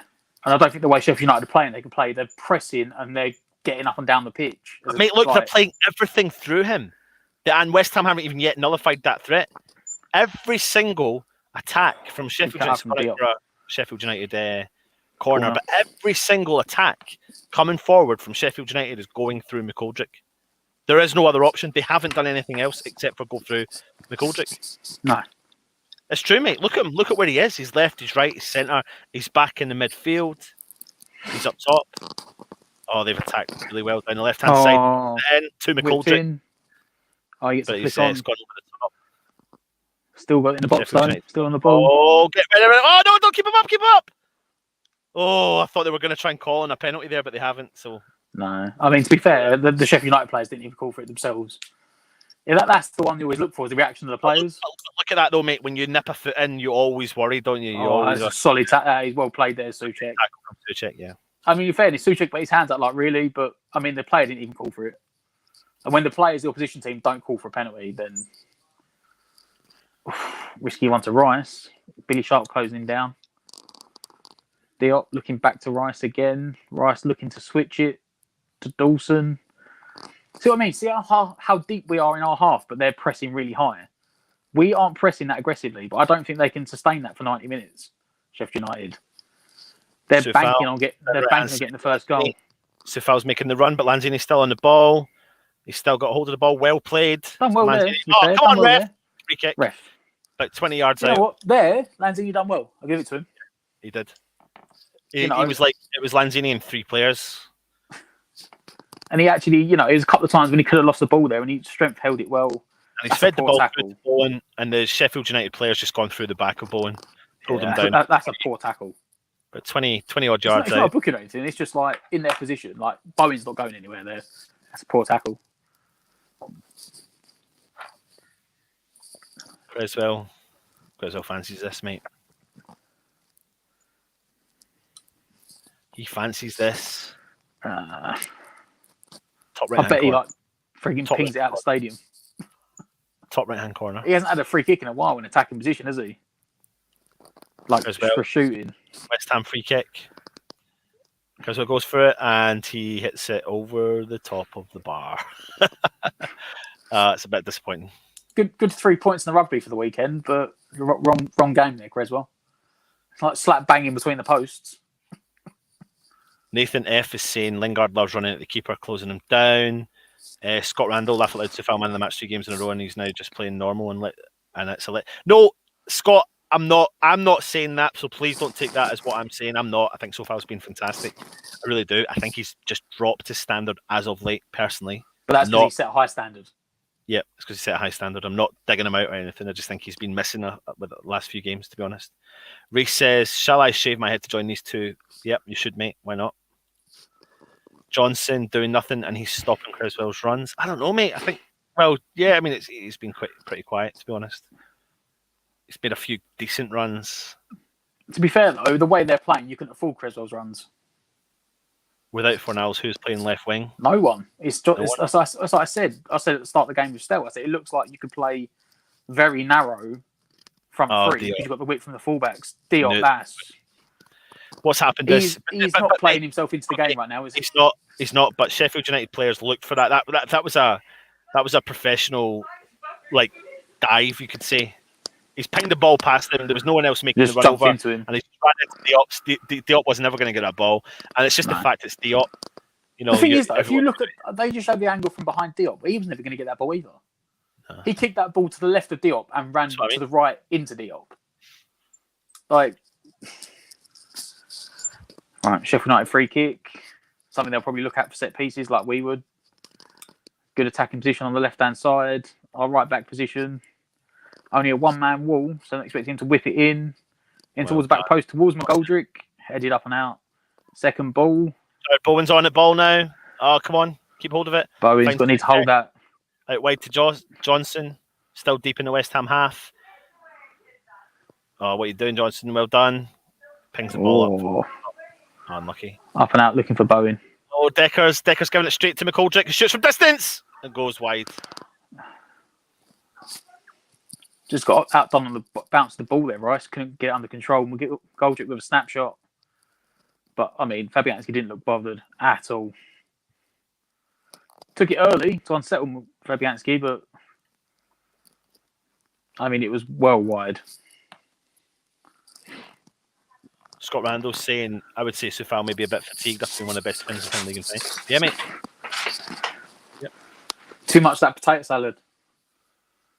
Moss 1000 saying we need Benny to create space. I completely agree, mate. I think this is the game that's really kind of especially with that we're playing on. Oh, Johnson, that was awful. It's just absolutely taking the Sheffield United player out. Especially with the amount we're playing on the floor, it definitely would have been a game for Ben Rama. Yeah. Oh, he slipped. To be fair, yeah, he slipped. He didn't mean to, it wasn't an intentional foul. Oh. That could have been. He did catch his foot. Could have been a nasty one, though. Could have been a nasty one, yeah. Yeah.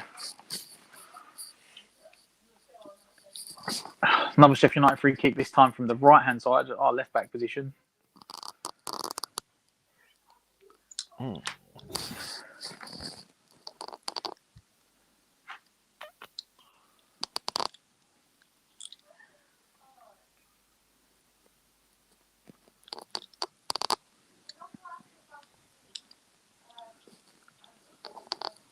Whips in. Didn't beat the first man. Go on, Lanzini. Lingard. Keep going, Lanzini. Go on, Lanzini. Oh, unlucky.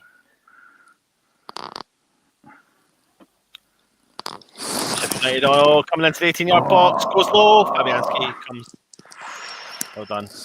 I'm assuming that was good communication between Lanzini and between Fabianski and Dawson, because Dawson went sliding in for that. Rice driving forward. Souček out to Sefal. Back to Rice. West Ham just calming the play down a little bit. Sheffield United just recently had a decent spell in the last couple of minutes. Sefal goes up and over. Finds Lanzini. The pitch. Go on, Lanzini. Defender has done well. That out. There you go. Oh, he's done well. Risky one there. Look at the amount of men West Ham have committed forward there. But they can play the long ball. What's the difference? We can't. We haven't got the players. Well, we only got Souček ready to do it. Diop's done well to win that. Back to Sefal. He did do well there, Diop. Oh, Lanzini! Just giving the ball away. McGoldrick. Poor Lanzini. You know, he moaned at Ben Rama a little while back, didn't he, about his ball retention? Oh, he's got to work on that. That was awful. It's McGoldrick now on the left-hand side. Player. Yeah. Jeff McGoldrick bringing it forward. On the left-hand side. Tuck it in behind Sefal. Straight to Fabianski. Deflected. That was lucky. deflected off Diop. That cross straight into the hands of Fabianski. Come on, West Ham, actually try and counter them instead of just like slowly jogging forward. Lingard's dropped really deep now to collect the ball. Feeds in Declan Rice. Right, Driving the ball forward. Foul. No, he's gone back the other way. He's gone to Lingard, who's lost the ball, but Lingard's going to track back. McGoldrick. Sheffield United on the attack. Shoots from distance. It was going wide, but Fabianski's had to put a touch on it. Why did he touch that? I think he's just had to, mate. I think it's just the goalkeeper's thing. It's gone out for a. It was going wide anyway, but it's a Sheffield United corner, literally kind of from nothing. But disappointing. I'm sorry, for me that looked like it was going miles wide. It was going miles wide, mate. Yeah, I don't understand why he thought they need to touch that. It's like a needless corner to give away.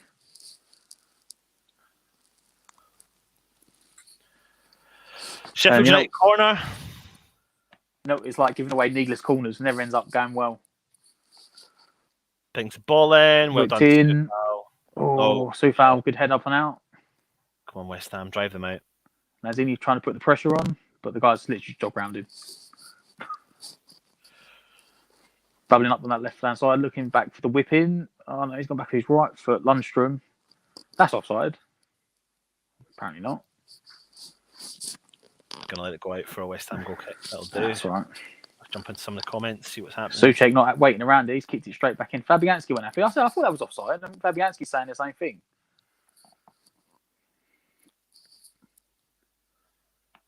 West Ham taking it quick. Spotted dog first sub Ben Rammer for Lanzini. I would do it at half time, mate. I've said that already, and I said that. I can't remember what minute we're on now, but I said that about 11 minutes ago. Yeah, I said it 11 minutes ago, and he's done one piece of good play in the last 11 minutes. Like, I don't think he's doing enough to warrant staying on the pitch. Vaclav makes a point here. Even Noble will be fast for a game like this. It's very... West Ham are just playing for the 40 points and shutting up shop. Gets the magical 40 mark.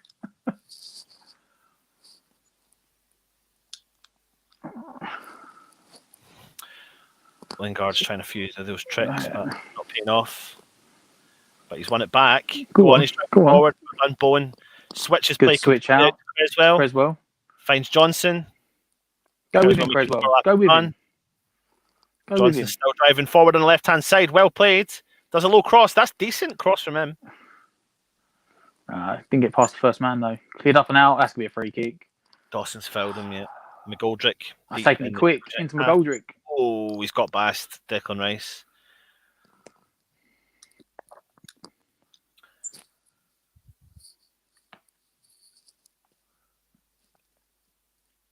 McGoldrick again on the left-hand side. McGoldrick. Left. Out wide. Looking to whip it in again. Good pressing from West Ham. Go on, Lanzini. Press. Oh, go on, Lingard. Go on. Oh, go on, he's won it. Go on, Lanzini. Go on, Lanzini. Let's go on, Lingard. Go on, it's 2 on 1. Come on. Go on, Lingard. Hit it. Oh, it's a penalty. That's a penalty. That is a penalty. That one is a penalty. I'm surprised he's not halved him. I'm surprised he has not sent him off. Yeah, surely that's a red. Him. That's solid. He's given him a yellow. That's a red. It's a West Ham penalty, though. That's got to be a red, surely. So much about it. Bowen's fed through Lingard. He's not trying to play the ball. He's actually wiped out Lingard. There's no way. That's a red. That is a red. Surely VAR's got to come in here and he's got to look out for the red. Because there's no attempt to play the ball. Jump off the comments, Matt. Jump off the comments. I'm not on the comments. I've been jumping in and out of it, so I'm only looking at it every now and again. Right, surely VAR's got to go back to the red on this. Lingard's got the ball this time. What point there did he attempt to play the ball? Oh, Lingard wants the penalty. He wants the penalty. Look at him. He wants it. Deck's having words here. Deck's like, what's going on? He's like, are you up for this?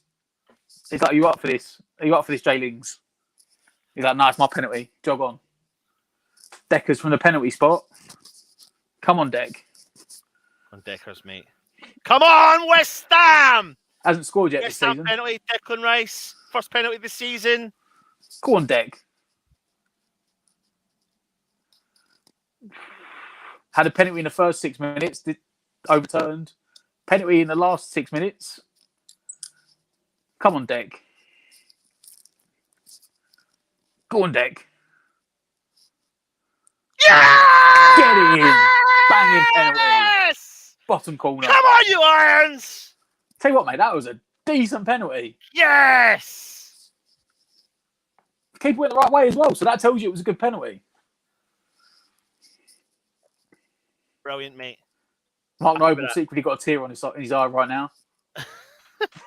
West Ham captain taking a penalty. Yeah, Keeper went the right. Oh, that is a solid penalty. Yeah, look, if you watch, I'm more flabbergasted at how he's not given the red yeah. card. For me, he didn't attempt to play the ball there. Come on, West Ham. If he hasn't attempted to play the ball, I know that they did the double jeopardy rule, but that's if you've made a genuine attempt to play the ball. And all I've seen is he just cleared him out. He hasn't tried to play the ball. They obviously think he's made enough of an attempt to not warrant, because it's a clear and concise error, isn't it? So they obviously think there's enough of an attempt there to not overrule it. But I mean, loads of people in the comments here are saying 100% of red. That's what I'm thinking. Yeah, I don't understand it. Like, red all day, Lianso. Lingard celebrated with him too. Good on him. Yeah, they did, mate. Toby Sampson, sure. Decker's like pulling. Sure. Decker's pulling rank there. He's like, no. We all know, mate. We all know he's capable of banging in a goal. I mean, he's a clever footballer, isn't he? It's a solid penalty, Declan Rice. Just what we needed. Sheffield United on the attack, down the left Straight hand on the attack. Oh, good overlap.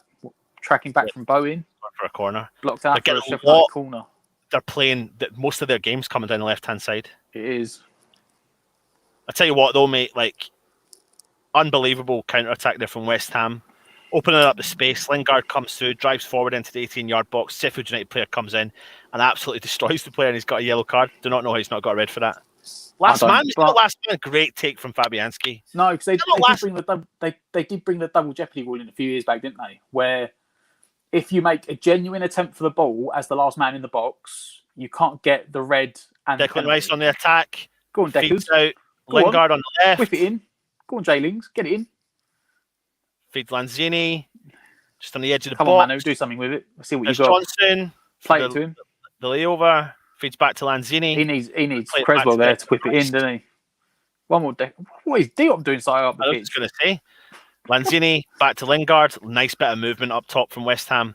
Lanzini now inside the box. Oh, good little Johnson. Nice cross from Johnson. And it's headed out from Sheffield United. McGoldrick all the way back, but Souček intercepts. Oh, deep. Well done, Souček. Out to Soufal. But nice play from Soufal. Go on. Finds Bowen on the right hand make some movement for him. Souček in the middle. Souček still got a hold of the ball. Finds Needs some options. Lingard. Lanzini. Just goes. Back to Lingard. Just goes. Just Lingard behind him. ran ahead and it's just gone behind him. And then him and Lingard and the Sheffield United defender have clashed. Like, just had a kind of ran into each other. I mean, you could tell very quickly that Lingard's up for this game today. Well, I said the Fulham game was his second game in like 4 days. It's the first time he'd done that in a year. But he's had a week off now.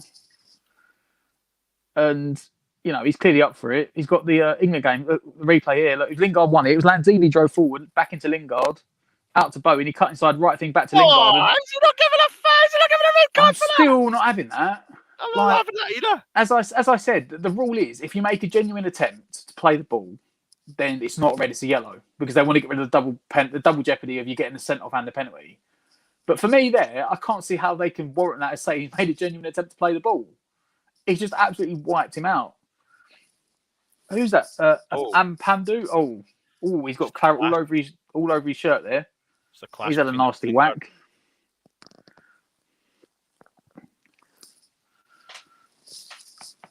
He got a bit of claret on his pink shirt there. They've been trying to replay this yet. What actually happened? He had like coming together with Lingard. Oh, so I've got Sky Sports on in the background, and do you know they got on reporting for the West Ham game? Who? Ginge. He looks weird in a suit. Yeah. He's got a black suit on and he's got like a white and blue striped shirt on. It's weird. Suave, man. He's suave. And he's got the big bulky thing on as well. He's got the big bulky headset on. He looks so. Don't know how they do it. Do not know how they do it. 3 minutes. 3 minutes injury time for the first half. Well, it's going to be more than that, won't it? Because they've been down for a minute.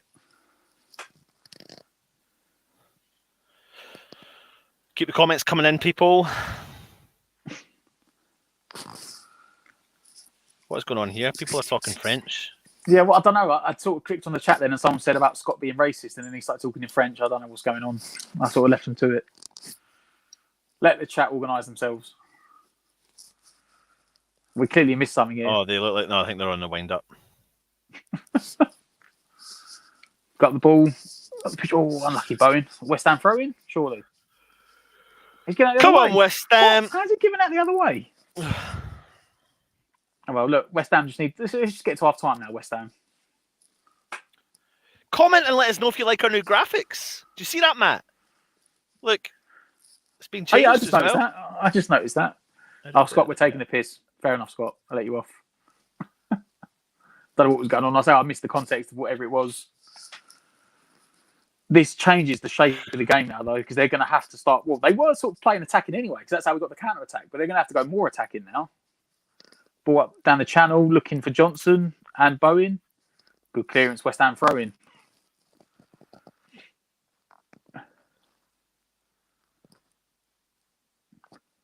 West Ham throw in. So Nathan said the graphics look good. Reece always complimented you on them. Cheers, mate. We probably missed it because we're trying to hide off the comments and not do a steal and ruin it for everyone. Or ruin it for ourselves even. Go on, Johnson, down the left-hand side. He gets a West Ham corner from nothing. Because, Stell loves the old, don't look at the comments. It's like, oh, I didn't turn my notifications off. That's why Stell's not allowed on. He only comes on for the half-time and full-time when he can't ruin anything. He can't even hear us in the background. He's sitting there. He's like, what? I think he's sitting eating his dinner. Oh, he can. I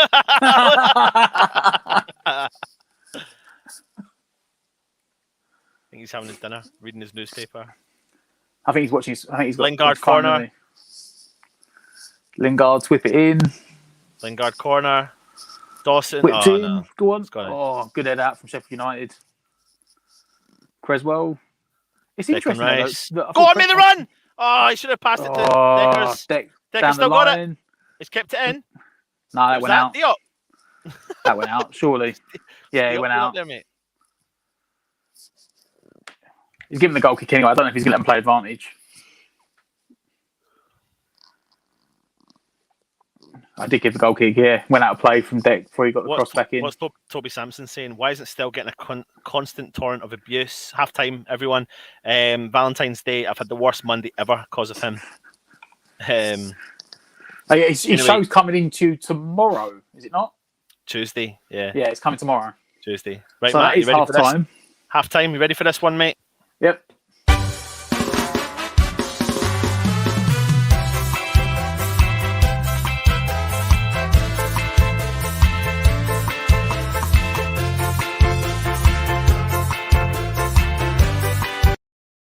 Welcome back to West Ham United for Alf's halftime report without Alf, of course. You have just witnessed West Ham coming at halftime 1-0 up against Sheffield United, and we're going to bring in young Jake. Jake, you have just seen the first half. Give me your brief roundup thoughts, and we'll start dissecting the game a little bit. Well, I don't think we were at our best. I think that's quite obvious. But penalties, nice to see. Yeah, I mean, we haven't had a penalty in about 20 games, and then we get 2 in one game. Obviously, one disallowed. But yeah, we weren't at our best, I thought. But we still got one on the board, and yeah, happy days. It's been. There's no ifs and buts about it. It's been kind of a scrappy-ish game. I mean, they've looked decent going forward, but to be fair, as have West Ham looked decent going forward. But the middle of the park, it's been, it's kind of been not the most exciting end-to-end game, but it has been kind of end-to-end, is it not, Jake? Yeah, I think they've had kind of most of the attacking, like going forward, and we seem to get it and then kind of go forward, and then just keeps coming back again. But yeah, I think they've had quite a lot of the kind of going forward, but we've been quite clinical going forward. From a counter attack. I think that Lingard's looked sharp, and yeah, I do think we're still missing Ben Rama there. I mean, Lanzini hasn't had a bad game, but I still think that we could miss Ben Rama in there. I do agree with you, to be honest, Jake. I think the game. I think to be fair to Lanzini, and I'll ask you this question in a second, but I do think he's grown into the game. How do you rate Lanzini's performance in the first half? Well, to be fair, he's not doing. He hasn't done anything wrong, but he just hasn't had the impact that I think that Ben Rama could have. So I'm not going to sit here and say he's had a bad half. I don't think he has. But I still think we could get more out of Ben Rama personally. But you never know. Yeah, I think Matt. I don't know if you agree at all, but I mean, it's not been an awful half for West Ham, to be honest. It's been a kind of, I don't know what you say, a professional performance for us. But the one player that's always on the tip of our tongues when we're commentating on the game is McGoldrick from Sheffield United. How effective is he? And he's a total boys player, isn't he? Well, like you said, the midfield's been it's weird because you said it's not been like basketball end to end where one team gets a chance and it's down the other end for a chance. But in like the middle of the park, it's been wide open and it is going sort of, you have an attack, we have an attack, you have an attack. But every single, like for us, we're learning, this new formation or false number 9, new players. We're learning and getting into the game as the passing, the movement. But I think you pointed it out, literally every single attack that has had any sort of impetus for Sheffield United has gone straight through McGoldrick. Like everything's going through him, and we haven't found a way to stop it. Yeah. What do you think? Yeah, Jake, I mean, listen, it's been an interesting one. I mean, currently West Ham are sitting 4th in the league. Again, a sign that, a thing that we would never, ever, ever have thought would have happened. However, we are. But we'll talk a little bit about the first half. We had been given a penalty, but it was overturned. What was your thoughts on that? Well, to be fair to him, Dawson was offside. I mean, you can't really complain to that. They were saying after it on BT Sport that if they really look, when he was offside, the ball hadn't actually left Rice's foot. But at the end of the day, I think he was offside. I think Rice was ready to take it. It's just unfortunate, but I think unfortunately, if it would have been at the other end, we would have been sitting there thinking we've been robbed. But yeah, I think it was the right decision. But people have been saying with the second penalty, I think that it was harsh for Rice to take it off Lingard. I don't know about that. I mean, Lingard, you could tell he definitely wanted it, didn't he? Rice took the ball off him, but it was a very good penalty from Rice, I thought. I did have a bit of doubt in my mind with Rice taking the penalty, but fair play to him. He slotted it straight in the corner. Perfect penalty. There's no ifs and buts about it, though. When you look at the West Ham attack force going forward, whether you are a Lanzini fan or prefer Lanzini over Benrahma, I think as the game's gone on, they've all grown into it. We've got the mixture, the trio of Lingard, Bowen and Lanzini, and what we're starting to see is Bowen and Lingard are constantly swapping sides. One's up front, the other one's sitting back. One's going left, one's going right. How have you rated Bowen in particular, Jake? Well, they've all been all over the place, as you said. But I think for the first kind of 10 minutes, they were working it well. But I think they just kind of lost control of themselves, I thought, kind of as the game went on. I think Bowen, he's been there. He's got the ball. He's held it up a couple of times. But I think he's not had a standout performance for me. I don't know if you agree. He hasn't had a standout performance. But he's been okay. Not the Bowen that we'd like to see, the fantastic Bowen. But he's been okay, I thought. The stats are coming in and they're saying, Matt, that the game's 50% possession. I mean, it literally does have that written all over it. But we are in at half-time, 1-0 up. You're David Moyes, you're in the changing room. What are you saying to the lads? Lanzini, you're coming off. Sorry, mate, you're not being good enough.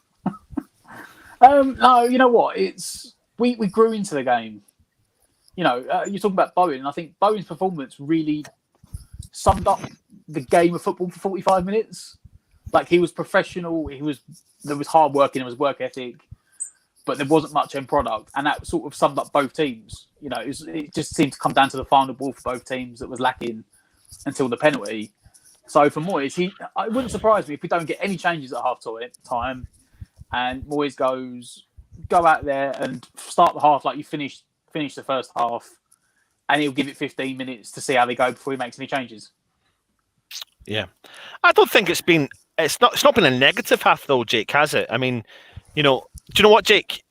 Give us your points and ask us some questions if you want about the first half and go from there. Putting you under pressure here. Anton, then. So, do you think that Ben Rama should come on? Because I think he should come on now. Because you all know I love Ben Rama. But I think Lanzini, he's not at that quite cutting edge there, and we haven't had that cutting edge going forward. I think Lingard's the only one there that's had it. But does Ben Rama come on it in the second half, Anton? I think he does come on in the second half, but not straight away. I don't think Moyes will heave Lanzini off. Because I don't think he needs to.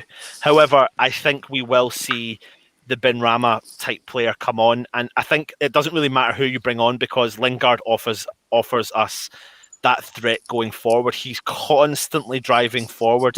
A fair play to Lingard. Again, he's covering so much ground. He's dropping back in to the midfield. He's trying to collect the ball and again driving forward. And whatever player plays alongside him gives them the confidence. And I feel like Lanzini has grown in confidence as the game's gone on. However, I would still prefer to see Ben Rama, and I think that will offer a different but exciting outlet for West Ham in the second half if he does bring him on.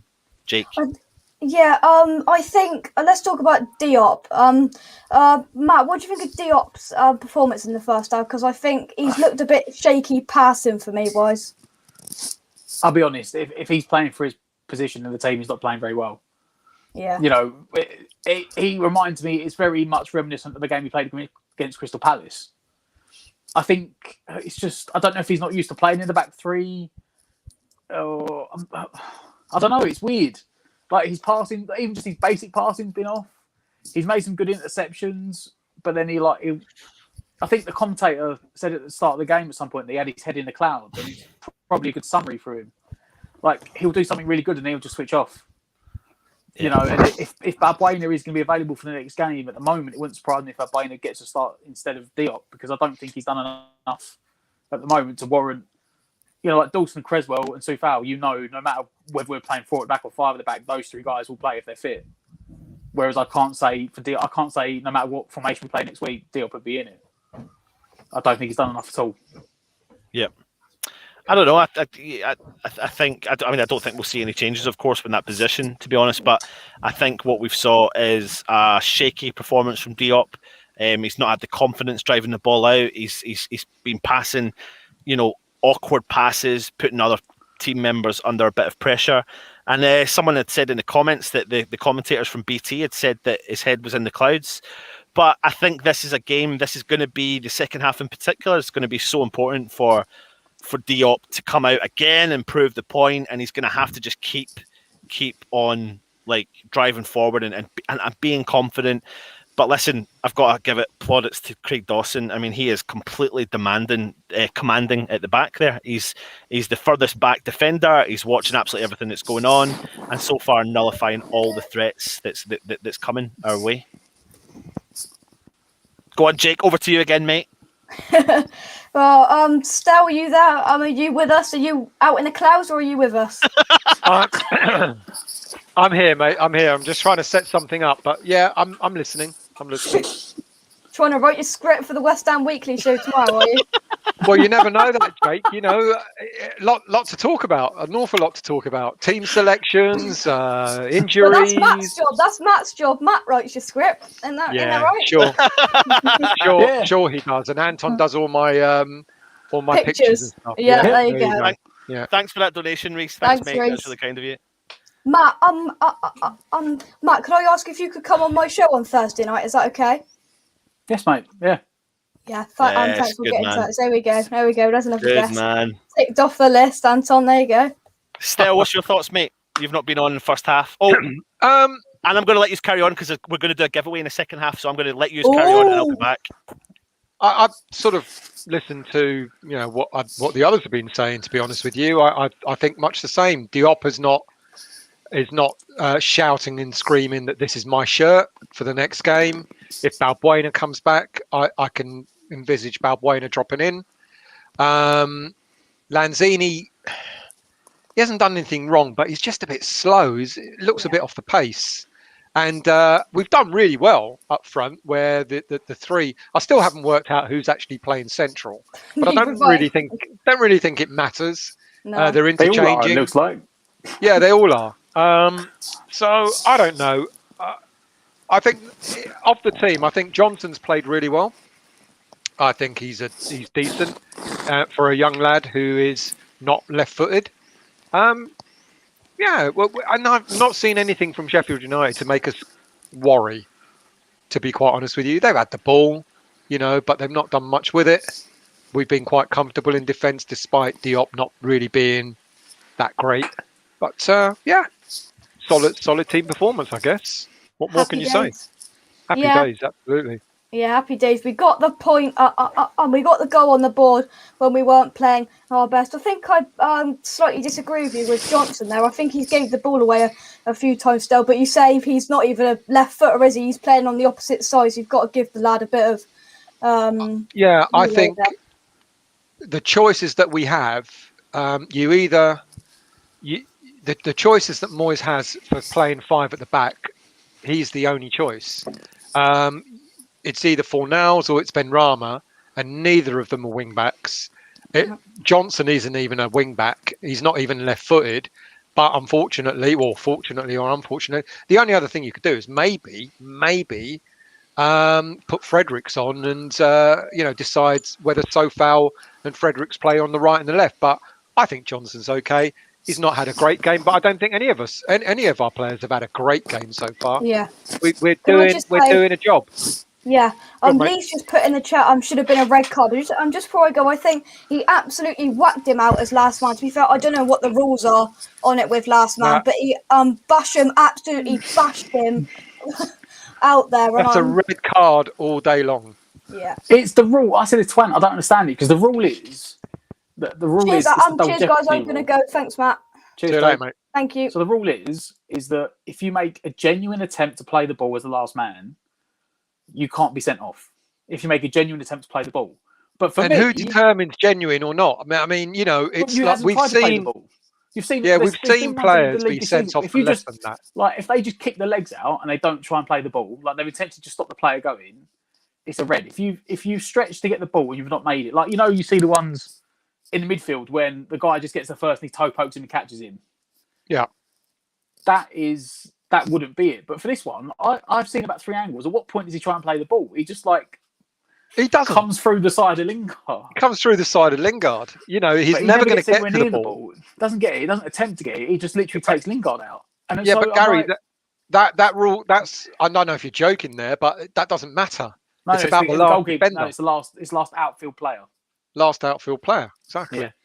So obviously there was the big thing because obviously it was there for years, wasn't it? That if you were the last man, it was a penalty and a red. And they're like, well, you're getting a double punishment, aren't you? So they were trying to bring that out of the game. So as long as you make an attempt to play the ball, it's yellow. But there was no attempt there. We've seen players go off for a lot less than that. That's that's what is so confusing. But are we going to complain? No, we got the penalty. We've finally got a penalty. Really interesting that there was a bit of contention as to who was going to take it. We now know who our penalty taker is. Well, I did this one, didn't I? There was someone floating around that Deck was taking them. Just quickly, right, before the second half starts, I did say in the first half that we would give away something in the second half, but what we need to do is create the giveaway. So I'm going to give you what the prize will be, and it's going to be this season's home top, as you can see, signed by the current squad. So everyone can see that. Let me put me up big. I know the game's kicked off, but we'll just do this quickly. Signed by the squad, as you can see. It comes with a certificate of authenticity. As you can see there. So what we need to do is we need to come up with what the giveaway, how people can win it in the YouTube chat just now. I've got a suggestion though. Time of the first sub. Who's got to come up with this? We do. Right now. We've got to decide. Yeah. Well, the minute we didn't do it before the penalty. We could have said when's the first person and say we're going to have a penalty or something. Yeah, like but that. what we need to do is we need to make sure this definitely is given away in the second half. All right, time of first sub. Scott started it off. Yeah, right, Scott's there you got go. 62 minutes. Yeah. So right, are we given a leeway, or are we has it got to be on the spot? We'll say on the spot for now, but then if it's, we may have to go leeway depending on how many people guess and who gets the right one. So John goes, for 61 minutes. No leeway anymore. They decided it themselves. 59, So- 62, 61, 74. Someone's Anton, are you writing these down? No, I'm panicking now. I'm having to have to take a picture. Right. Hang on. Write it down. Put it on your notepad. No, I'm taking So, pictures quicker. Scott said 62 minutes. Got that. Gary said 59 minutes. Got it. I've got it. John Kedwood said 61 minutes. Toby says 74 minutes. Spencer Stoko 67 minutes. Reese 66. Crazy Cole 72. Andy 67. Nick Starr 63. Jeff 67. You're gonna have to pick another one that's already been taken, mate. Have you got all that, Anton, or not? I'm taking pictures of every single one, mate. Okay, Right. you got a picture. So Mandy's saying 89th minute. Mandy's saying 89 minutes. Got it. This is Mandy. This is the first sub, not First sub. any sub. The first sub. English Ethan Aussie, said 73rd 78. minute. Ooh. Ethan said 78. We got two 67s. So the people that said Whoever said it first. Scott. so Jeff Gully, you got to give us another one, mate, because we've already got a Mark 67. saying 70th. Ethan saying 78. Fucking hell, I can't keep up. Have you got all these, Anton? Yeah. Sorry, If Gary, you- we're not doing next goal. If you are watching and you wonder why we are saying it, come in and make the comments and let us know. Lee, you're saying 74. The first person to guess the time of the sub, The first sub. first sub, Jeff saying when- 54th minute. wins a signed Toby. West Ham top. Yeah, Lee, 74's gone, mate. Sorry. Ethan I don't know saying how many minutes are 69. left. I hope you're catching all these and you're putting them down, mate. Right, but you need to put them in order. So you Yes, need we to know what write, numbers of minutes I am- left. so we know Yeah. what numbers are being called out. Yeah. Otherwise, the we're going to thing. have contention. We won't have contention. I'll do it. Oh, I don't trust you. I don't have a pen and paper. I don't have a pen and paper. I'll get a pen and paper. I'll do it. Oh, look, he's taking control of it now. That's it. Oh, cheapers. Here we go. There's loads. So I'll read it out to him. I'll read them out to him. I'll go to the top again. You can commentate it, and when he comes back, I'll read him out from the start. McBurney's coming on for Sheffield United. It's an early sub for them. So what's going on here? Someone injured already? So for anyone that's watching, while they're waiting for the substitution come on, they get your comments in and let us know the time of the first substitution, and we will give away a signed West Ham top, and it will be with a certificate of authentication, thanks to our partners. By the way, something we've never mentioned that we don't ever really talk about a lot of is our partners. We have official partners thanks to Umbro. So Umbro give us some stuff to give away. We give a lot of stuff away on the Facebook page and Twitter page. So obviously go and check us out there. So Sheffield United on the attack. Down the right back position again, the left hand side. Can you make it clear it's the first substitution for West Ham, not any substitution? first substitution for West Ham. Right. And you win. Sheffield United cross in. Trying to go back to the start, so I'm trying to see what the start was. Scott started it, didn't he? Right. Oh, he's gone away again. I'm ready now. Right, you ready, Sel? You got Scott Randall, 62. Yeah. Gary Page, 59. John Kedwood, 61. Yep. Toby Sampson, 74. Yep. Spencer Stokoe, Stokoe, 67. Who was that? Sorry. Spencer Stoko. Yes, yeah, there you go. You got a better pronunciation than me. There's nothing happening in the game, by the way. If there is, I'll Reese interfere. is 66. Reese at 66th minute. Crazy Cole said 72. Andy Pepper, 67. Nick Starr said 63. Hang on. Andy Pepper, 67. Nick Starr, 63. Yeah. Jeffrey Gully, 67. Was that been taken, hasn't it? That's been taken. Right. So I'll keep Jeffrey going. Gully, you need to give us another time, mate. Mandy Gould said 89. I think he already has further down. So I went right back up to the top again. English Yardie 73. Ethan Wolf 78.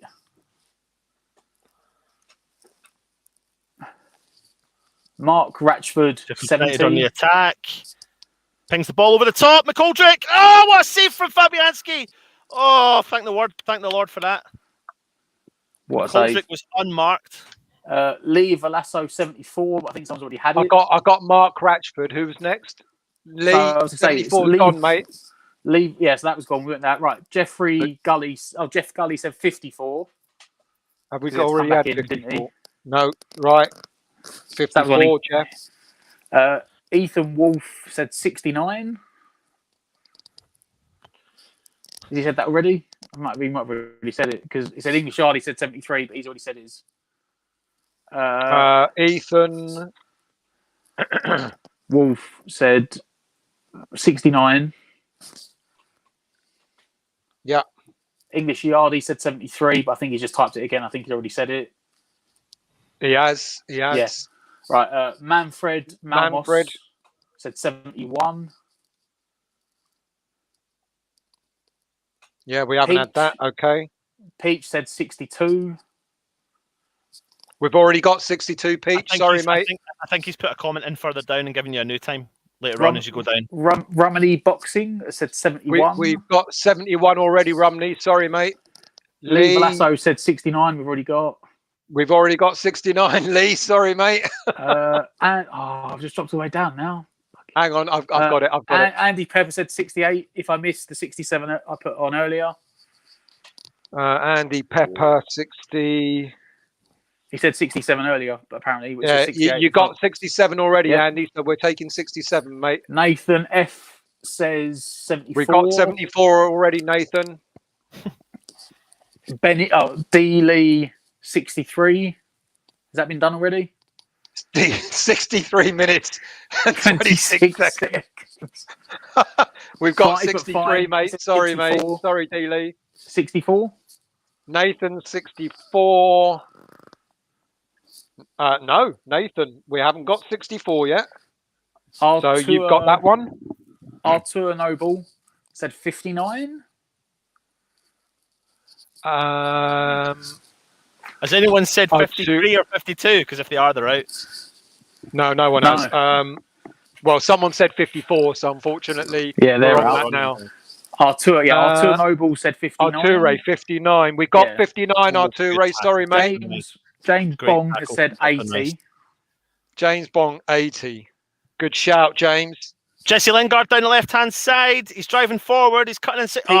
Good defence. Peach said 64. Yeah, 64's gone, mate. Gone as well. Hang on a minute. Hang on. 64's not got. Yeah, no, didn't. No. Nathan got 64. Yeah, Nathan got in before him, 64. Mandy said 68. I think she realised you meant 68. The first sub. When you said the first sub, I think she meant 68. She said like 89, didn't she? English Yardie 73. Just quickly, Diop's cut across the Billy Sharp, got a hold of the ball. Billy Sharp's fouled him to pull him down, giving a West Ham a free kick. Mandy, we got you 68. English Yardie, we've already got you 73. Peach said Mandy 58. 79. Peach said 58. I mean, that's cutting it close. Who Just said actually, out of interest, Vaclav, you never told us your address, mate, because we were going to send you a mug. You never actually gave us your address. So please get in touch with us and let us know. Stu 77, 75th minute. Hang on, slow down. Peach 58. Peach 58. I haven't got that one. Fuck me. Stu 77. Is there any times left? Stu said 75. Have we got 75? Stu, we haven't got 75. Right. Stu 77. You can have that. 75. And Anil said 78. Anil 78. We've already got 78, Anil. Sorry, mate. Aaron Lee said 59th. Aaron 59. Got that already, mate. Sorry. Eamon Green saying 75th. I think that's already gone. 75. Yeah, just gone. Sorry, Eamon. A Tyrrell Noble again said 63, but I think that's gone as well, isn't it? 63 has gone. Sorry, mate. Aaron said 55. 55. Lanzini on the attack. Lanzini driving through. Oh, Joe unlucky. inside the box. Unlucky. Aaron Lee, 55. You're cutting it fine, Aaron. It's gone. 55 We're on is gone, 56 minutes, so I'm not even going to put that one down, mate. Eamon Green said 75. Sai said 107. 107 There's no extra time, mate. Eamon 75 seconds and 75.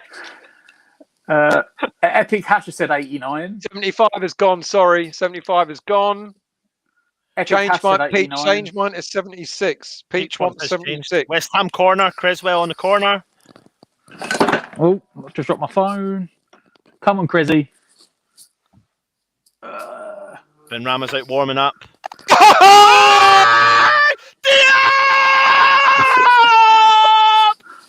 Oh, what a header. Banging header. Go on, West Ham. Hopefully he'll start playing with some confidence now. Hopefully that goal will give him it. Peach, we got yours 76, mate. Yes! What a swinging ball from Creswell. 6 yards out. Diop. Gosh. Bottom right-hand corner. 2-0. 2-0 West Ham. Good to see as well. Who was at the back post following it in? Was that Bowen? Bowen. Yeah. Good shout, Come Moby. on, West We haven't Ham. got 65 yet, so Moby, you got 65. I'm sure we haven't got 65. No, ain't down. Ain't down. Lee said 83. Lee, 83.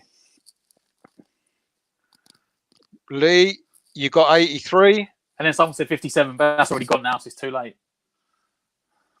That's Super MJ, 57 has gone, mate.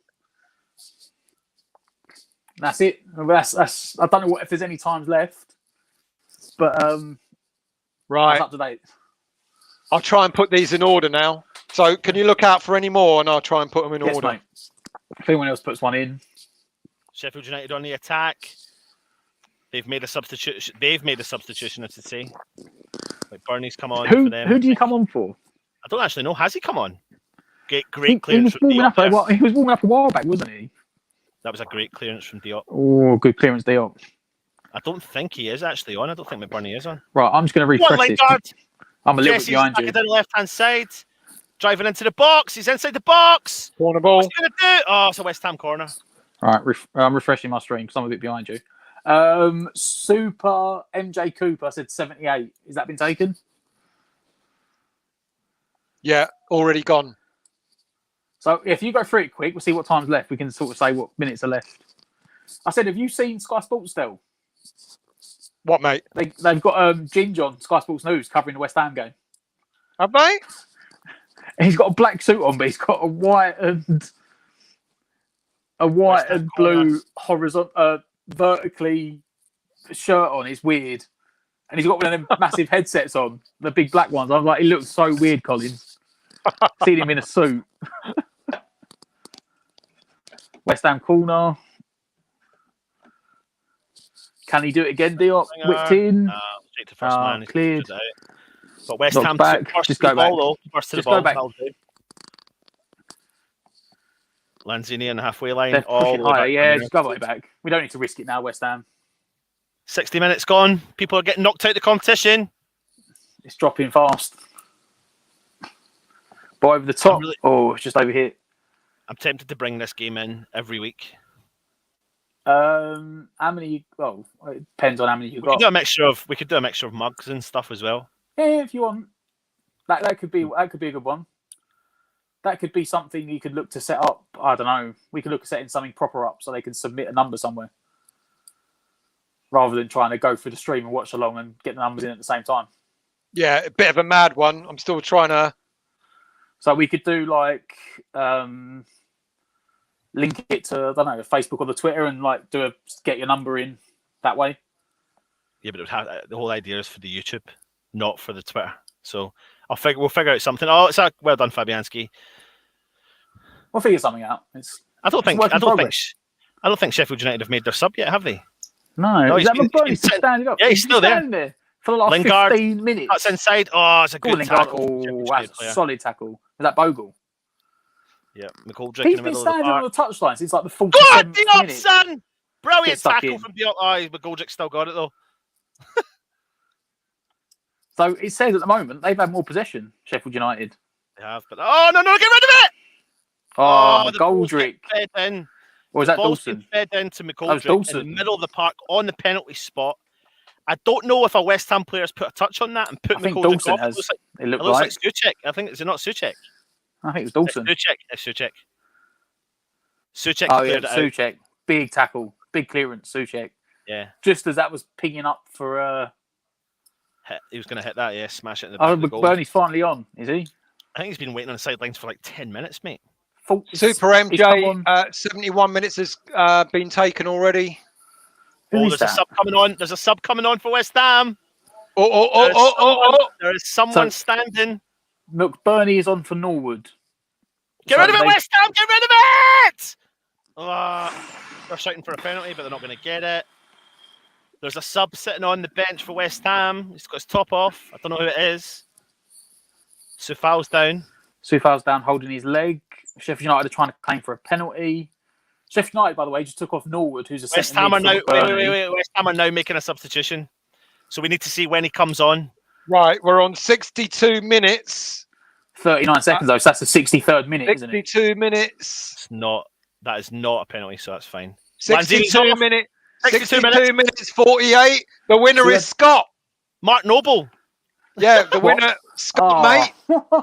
Scott. mate. Well done, Scott has won the shirt. Scott Randall got 62 minutes. It was within the 62 minutes. Oh, I also think you're in the United States, aren't you, mate? Yep, so we're going to have to... Love it, mate.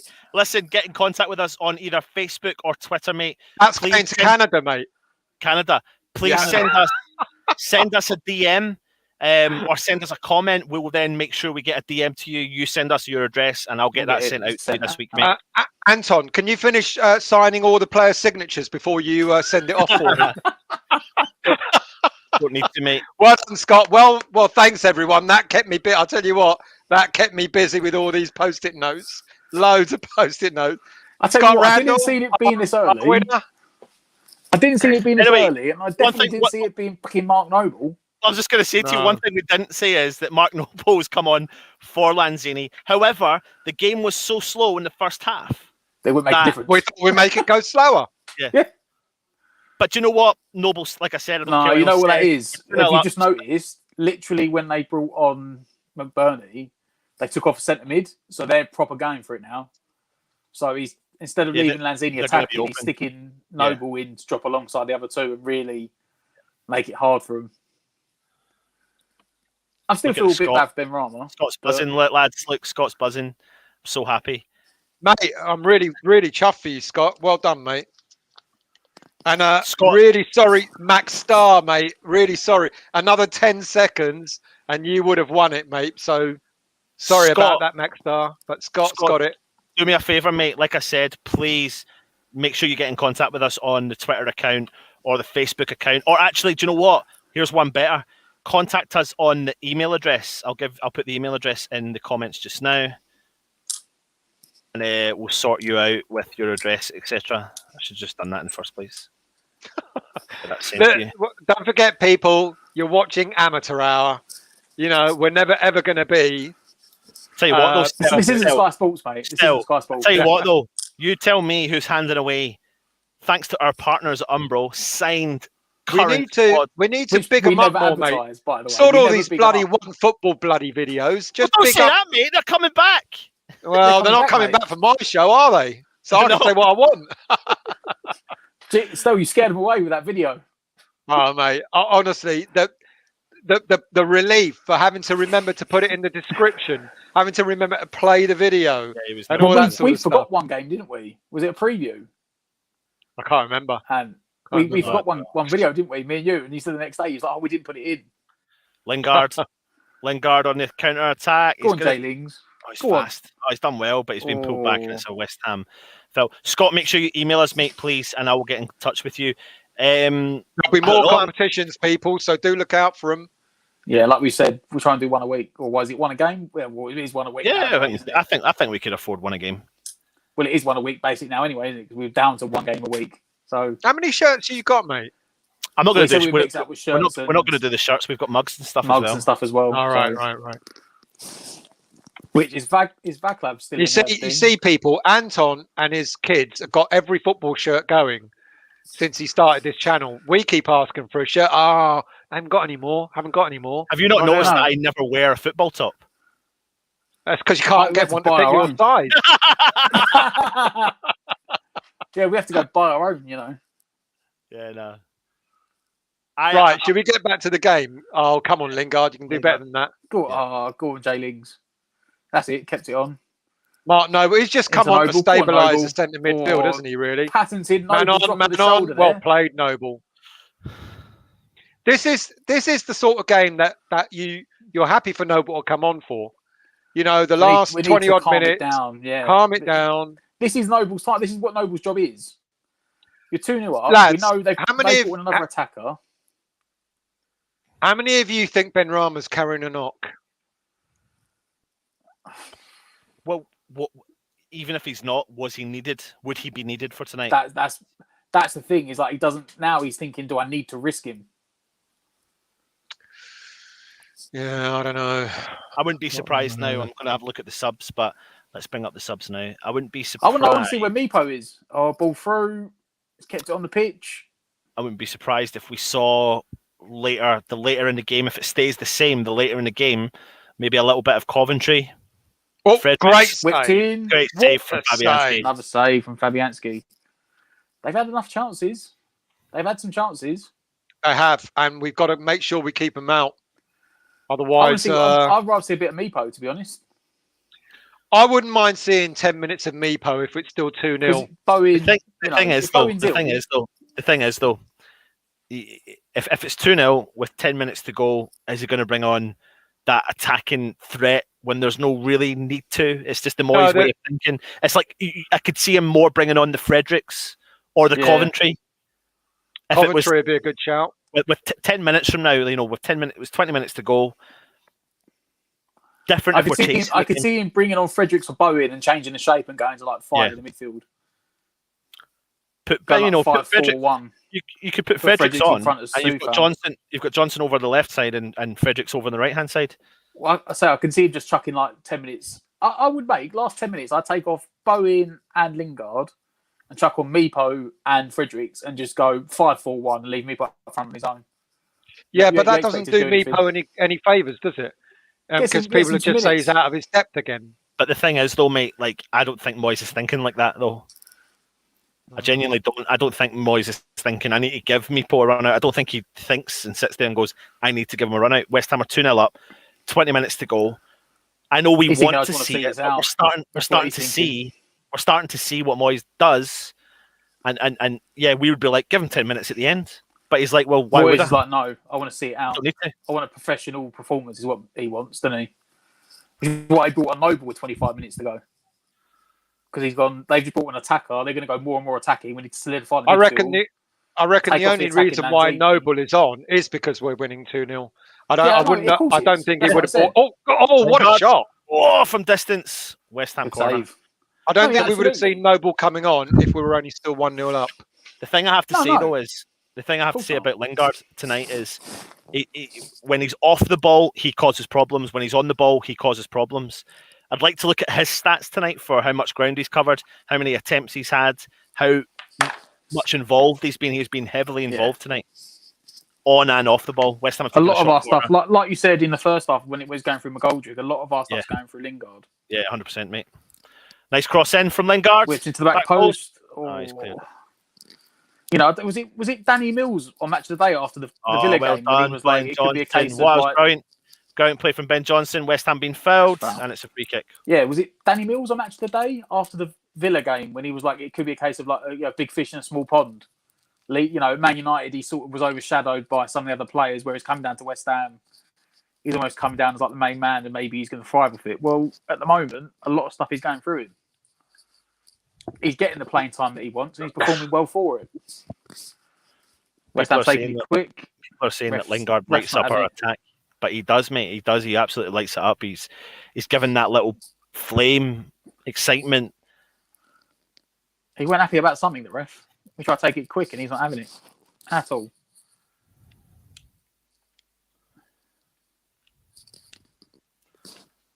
Swung in by Cressy. Oh, it's still in. Oh, Go on. Go on. Oh. You're just scrambled it clear. Really good point, Mandy. Very important. You know, without him, you know, I don't think our attacking would be as good. Well covered from Johnson there. Out to Creswell. Into the middle to... Oh, who's that again? That's Souček. Playing the attacking role there. Getting a bit further forward now that Lanzini's off. That Lingard. Crossed over by Soufal. Crossed over by Soufal. Cleared away.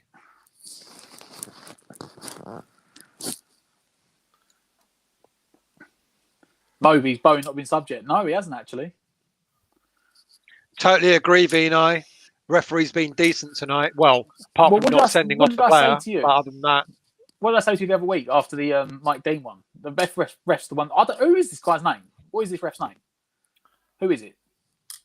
Because I don't know who it is. I don't know who the ref is. Me, you know. Oh, it's away! It's away! Go on! Go on! It was so foul. I thought it was Bowen. So foul. I thought it was Soufal's Bowen. intercepted the play. He's driven forward, 1-on-1 with the keeper. He has looked like he's shocked himself being in that position. He's actually got that far up the pitch. And he's tried to curl it low round the keeper. He And the went keeper's got near it. post, didn't he?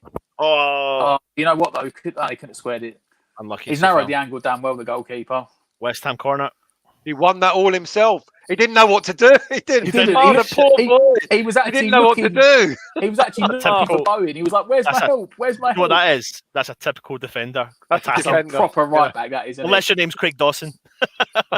That's a proper fullback, like Lingard position. Whipped into the near post. Oh, bouncing about. Up, not really. Oh, giving a free kick for that. Oh. Yeah, you see, as soon as he intercepted that ball, he was looking. He was like, he didn't know what to do with it. He's like, and he realised he had to go alone. The striker would have looked up and he would have put it in the far corner. But look, I thought it was Bowen, and I realised look, he was looking. Where's my help? Where's my help? Look, Shit, I got to do it myself. He's like, side foot it and see what happens. Good save though from the goalkeeper. Yeah, it was a good save. Look, 16 minutes to go. Still 2-0. Sheffield United coming forward. They've got to throw the kitchen sink at it now. Whipped in, and that's gonna leave more space at the back for us. Up front, for Bowen and Lingard. Swung in, away it goes. Big deep cross, headed up by Dawson again. They get on the second ball, looking to bring forward again. I think that's Bogle trying to drive forward through the middle. Going to recycle it wide. Well played, Ben Johnson. Creswell looks to bring it away, but there's nowhere to go. Creswell, where are you going? Oh, well played, Lingard. Go on, Lingard. Ref. He's not interested in that, is he? Ran down a bit of a blind alley there, Lingard. Sheffield United come forward again. See, 15 minutes to go. I would now be tempted to bring on Ben Rama for Bowen, but Bowen's not as quick as he was. And we now need an outlet going forward. And that would it's going to be like this. Yeah. Oh, go on, Diop. Use your pace. He's been taken down. You know what? I'm not having that. That should probably be a corner. I kind of agree with Billy Sharp there. He went down like he'd been shot, Diop. You watch this replay, right? He's got a hand on him. Barely. Kind of caught him. Like he was diving for the finish line on a 100-metre sprint. It's like picture perfect finish, Diop. That wasn't where the foul was either, was it? In fairness, that was out on the wing, went inside the penalty box. Yeah, the game's over. Oh, Moyes is saying something to someone. He's looking back at the bench and he was having the old. He's looking at making a change. I would go maybe Ben Rama. It's going to be Bowen. It's going to be Bowen, isn't it? Because let's be honest, Stel, we know. Yeah, look who said that. Yeah, look, Diop did a Salah. Who's that Moby? We got relegated with 41 points, so we should be safe now. John saying actually it was 42 points. Yeah, 42. Yeah, that's correct. It was 42 points. Yeah, we're only on 42 now. Trust me, look, the team that stays up, you could probably stay up. So technically, we can still go down. The last 5 years, 35 has kept you up. I don't think it's even going to be that high this year. I think 33, 34 probably keep you up. God, that is low, isn't it? Well, the problem is that there's apart from Man City, you've got a bit of a gap going now. It's all really condensed. I know there's a lot of big gap between the top and the bottom, but if you break the league down the whole way down, there's not that many large gaps in points differences. Yeah. No one's really running away with it. So the teams at the bottom are just getting beaten by like everyone pretty much. Fulham could try and make a late run, but they're still 8 points, 7 points, 7 points behind Newcastle. So they've got to make up 3 games where Newcastle don't get any points. But you could see Newcastle dropping. Well, they just lost Callum Wilson for 2 months with a hamstring. So possible. And then you've got Brighton and Burnley on 26 points. But again, that's 9 points or 8 points in front of them. And you've got to look at games where they're going to not pick up points when they drop points. You know, we had Nick on Saturday night from the Sheffield United way, and he said they've accepted they're down. He said when they went down last time with the Tevez thing, he said, you know, the annoying thing for them was they were never in the bottom 3, and then we got out of it on the last game. He said this year they've already accepted they're down. He goes, they're just hoping to be best of the worst. He goes, they think they'll finish 3rd bottom. But isn't it amazing how they went? Last season they had such a great season. But if you think the way Fulham played last night, mate, they've got a way to go. Based on the performance we've seen tonight, and then the way we see it against Fulham put up, in fairness, put up a much better attacking performance than Sheffield United have so far. Yeah. Fab, that ain't going to work, mate. I don't know why you're trying it. I mean, Sheffield have been poor, but have you noticed the way we play very, very differently when Lingard plays? We press from the, right from the front. We press, whereas when he didn't play, where are you pressing, Noble? Mate? That Noble up in like a Noble up in the right wing position, pressing the ball. That's not what you're there for, Noble. We're supposed to be keeping the midfield compact. It's for me though. It's more the fact of how different we play with, and I don't like saying it when Antonio's not in the team. You notice a lot more of the game tonight has been, yes, there's been long balls, but a lot more of the game has been on the floor. As I said before the game, mate, you're absolutely right. You know, it's not that I look forward to Antonio not playing, but I know that Moyes is forced to make the team play football. And it makes it like whenever we brought Andy Carroll off the bench. Yeah. Every time we had Andy Carroll, every time we have a target man, you know what's going to happen. The game is going to... Yeah, I find that really boring. I hate that sort of football. Come on, West Ham, keep it tight. Sheffield United down in our right back position, looking to whip it in. Knocked it back. Keep the pressure on deck. He's tossing a turn in, looking for a position in. Switching out to the right-hand side. He's going to chip it into the box. Burnley with the first header. He's tried to knock it back. And away it goes. And out by Diop. Go on, Bowen. Oh, unlucky. This is the problem now, though. We keep playing long balls. It's not going to work out well.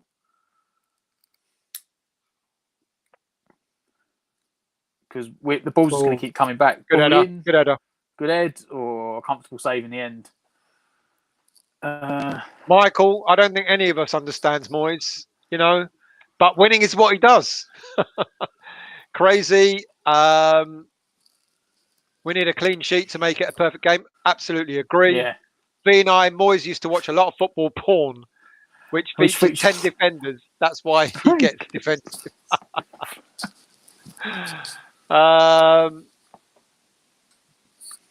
Fulham Parker's got him playing good football on the ball and off. And Madrid's had what they needed. I'm a bit jealous that he's taking them alone. See him keep them up, but Parker's done a good job reshaping Fulham.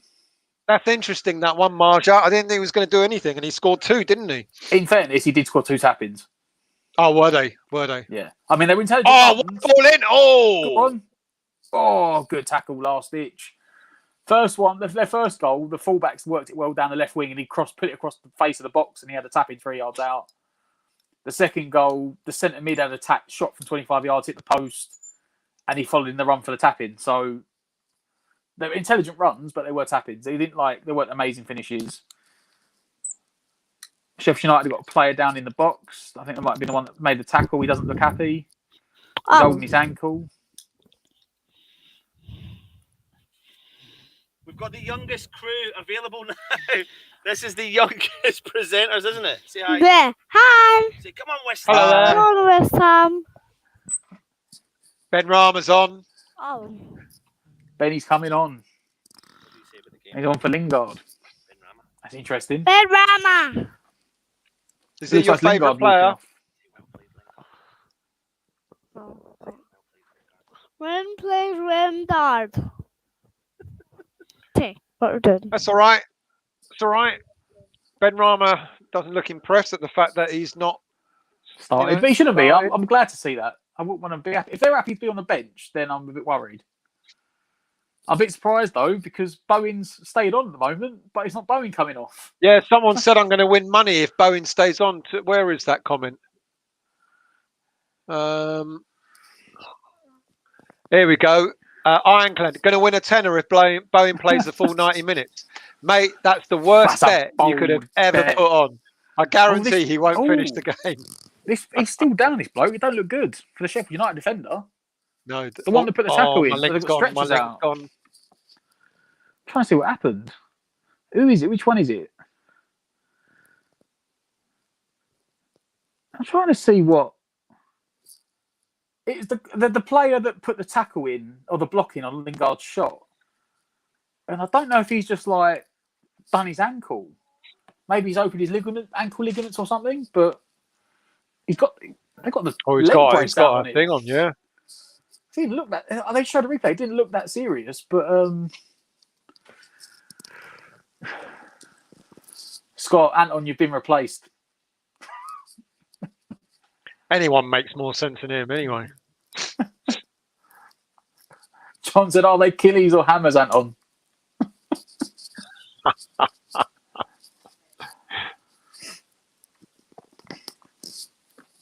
Michael's made a good point. Fabianski's saved us tonight. Yeah, a couple of good saves. He's made a couple of big saves. Well, that one from McGoldrick in the second half, that was a big save. Yep. Oh, who is the defender, by the way? I still haven't seen the back of his shirt. I know. Anton was subbed in the 74th. Is that Phil Jagielka? I thought he'd retired. God, that looks pretty serious, doesn't it? Oh, apparently it's Egan. That's a big loss for them if it is.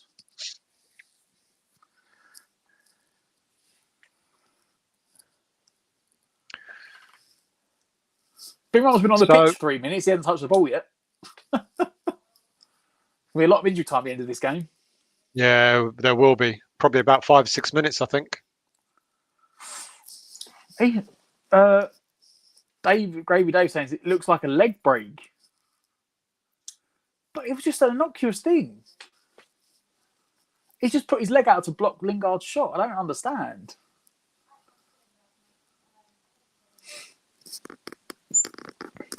Oh, they got the goal. He's on the golf buggy. Yep, Phil Jagielka. He is John Egan. Phil Jagielka. I thought he was retired, mate. I didn't realize he was still playing. It looks bad when he's got a leg in a stretcher and he don't look happy at all. Hopefully it's not. Hopefully that's just being over the top.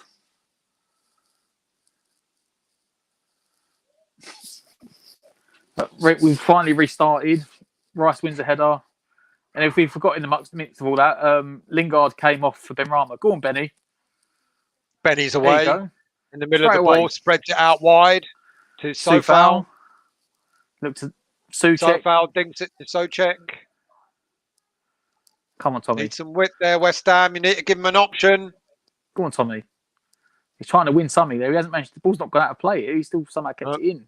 Clever pass to Sofal. Nice, clever pass there. Back into Souček. Oh, lovely play between the two Who's of them. in the box? No one in there. No one in there. No one in there for the cross. Toby's. Phil Jagielka is a solid keeper. He played second keep to Paddy McKennie at Sheffield United back in the day. No second keeper on the bench. I do remember that, actually. I did come on in the Premier League, didn't he? Nathan, that golf cart looks new. That's where the transfer budget went.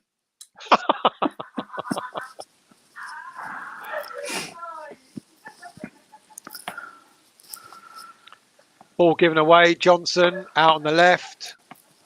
Carrying. Go on, Johnson. Keep Johnson. going, mate. Keep going. Go on, Johnson. Too many. He's got it again. He's got. He's been badly caught.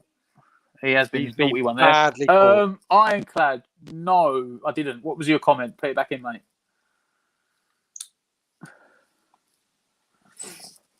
Yeah, that was a naughty one. Johnson's down now. That's all we need is another injury. Is he just literally gone on the pitch about 30 seconds and gone in the book? That's Lundstrom. That wasn't the back of his thigh.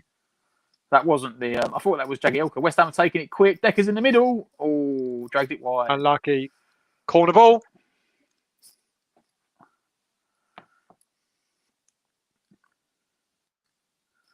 He's all right, Joshua. I think he's okay. Yeah, he's up again playing, so there was nothing. I think it was all the impact, wasn't it, from the studs, anything else. But Lundstrom went in the book for that. West Ham corner again. Surely this has got to be Dawson's time to shine. 3-0 coming up. Whipped in, near post, gone right through the middle. Oh, hooked out. Gone right through everybody. Sufa wide to Noble. Noble, again, as always, loves to slow it Calms it down. Whipped in deep, looking for Ben Rama behind McGoldrick. Come on, Benny. You should have made a play for that, mate.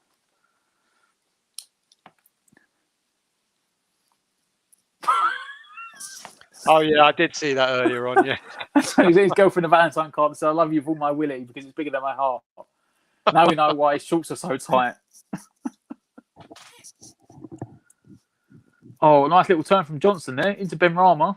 Go on, Ben. Lovely play by Johnson. He's got a lot of confidence. Ben Rama running at them. Oh. Keep going, Benny. Good trying to be a bit too clever now, taking on too many players. Well, he had no support in fairness, did he? No one. It's quite clear now that Moyes, as soon as it was clear when he brought Noble on, Moyes happy with 2-0. So it's literally Ben Rama. No, Bowen's the one staying up top now, and Ben Rama's sort of trying to fill in the midfield, but he's the one expected to carry the ball forward on the counter attack. Gone nowhere. This is another game lost for Sheffield United. Again, though, it's fine margins. They've had a few chances in this game. Scott, if you're watching, mate, I did get your email, so thank you for that. And you don't need to pay the postage, mate. We'll pay the postage, so don't worry. I'll get that sent out to you. I'll get it packed up and get it sent out to you, mate. Thank you again for tuning in and being a consistent watcher. And Scott, if you see any of the autographs smudged, that's why Anton sneaked off. He got his kids to do the last few autographs. Ben Rama and Lingard. So, yeah, don't be worried, mate. You know, you can authenticate it, though. But how much did you have to pay for the authentication card? I don't know, but lads, can I say something to you? 4th in the bloody league. We are 4th. and Chelsea are going to lose later. We'll stay 4th. What's going on? Yeah, we're full for a bit at least. But you know, it still was more funny. I was talking to my mate earlier because mate was a Chelsea fan. And I was like, if we both win tonight, that'll put Liverpool 6th in the table. Who gives a damn about Liverpool? Seriously. It's funny, though. After the way they went last season about the best team ever. Fredericks will come on for Bowen. I think, Ironclad, you've just lost yourself a tenner, mate. Oh, no, Bowen is almost definitely going to come off. Fredericks warming up, isn't he? He's not on yet. 6 minutes injury time. 6 minutes. Yeah, that'll be because of... no surprise, no surprise. I don't know if, Hank, you weren't in at the time, but apparently he might have broke his leg. Yeah, I seen that. I was watching it. Yeah. I didn't really see it. Was it that bad? Because it looked like... They showed the replay. McGoldrick. Corner ball. $6.99 ain't bad for a... $6.99 it isn't bad for a fake shirt there, Scott. Thank you, mate. Hang on a minute. No, that's Canadian dollars. That's Canadian dollars. Still, he's donated that to us. Yeah, he's paying well. That's what he's saying. He said he's not bad for a shirt, is it? Not bad for a signed shirt. No, I'm saying, mate, a donation for a fake shirt is not bad. Ball's whipped in. all the way through. Hopefully that's out for a goal kick, right? Can you confirm that it's not a fake one, though, still, please, so in case people panic? Scott, that's what it did.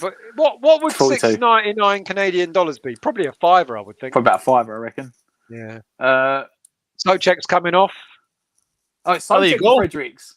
So he's got his tenner. No, I think Lingard Ironclad. Is it? Oh no, Johnson off. Johnson off. So no, Lingard. Yeah. Oh yeah, Ironclad. You kept your tenner, mate. He gets his tenner. Oh, you've won a tenner. Sorry, yeah, he got his tenner. I don't know how much your bet was to get the tenner, but So $7 Canadian are $3 which is £2.50. I bet £3, isn't about it? that. Yeah. Cheers, Scott. Glad you won it, mate. Scott, can you confirm this, mate? I saw a rumor like the other day on some random video on like Twitter, and it said that $1 Canadian, like the coin, is a loonie, and $2 Canadian a toonie. So their money is Looney Toonies. Surely that's not real. Surely I've just been mugged off on Twitter somewhere. It's gone off. Ball out for a goal kick. Sheffield United look. No one can afford a hoodie, Ironclad, because Anton still hasn't got off his arse to. I sent Anton a link for hoodies, and he completely ignored me. Just like I send you stuff every day, and you ignore me. Well, yeah. Could you send me boring stuff? A loony and a twoonie. It is true. A loony and a twoonie. So a loony is a $1 coin, and a twoonie is a $2 coin. So their currency is Looney Toonies. So they go shopping with Looney Tunes. Yep. Listen, if you are watching, we'll be coming to you live with our highlights and words review show after the game. But I'm going to be realistic, lads. It's not going to be the 5 minutes like you always say, but it'll be a good. Whenever this game finishes, it'll probably be 10-15 minutes after that. Ben Rama on the ball going into the box. Go on, Benny. Go on, get it in. Oh, he smashed that. Way too much power on it. Oh, it's unlucky though. West Ham. I said 3-0 before the game. Come on, West Ham. Don't let me down. I need one more goal for that 3-0.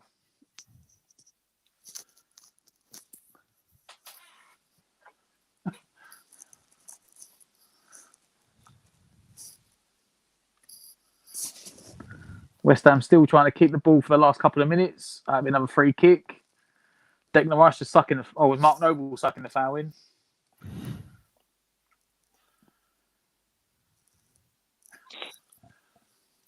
Scott said our loony has a loon bird on it. That's why it's called a loony.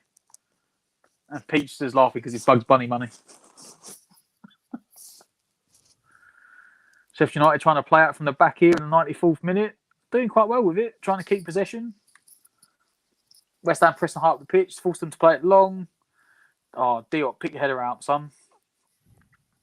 Now beyond him, Sheffield United on the counter. Ball into the box. Oh, well defended. Dawson again. He has been phenomenal. He has been absolutely phenomenal. West Ham Noble, the long ball over the top, looking for Bowen. He's in. Go on. Oh, he tried to cut it back. Oh, he's got barged off the ball there. Tried to cut it back for Ben Rama, who's making the support run. He should have gone himself, but Bowen had a shot. Sheffield United are going on the counter. Ball up the top. Dawson. Solid. Shrugged him off. Just unbelievable.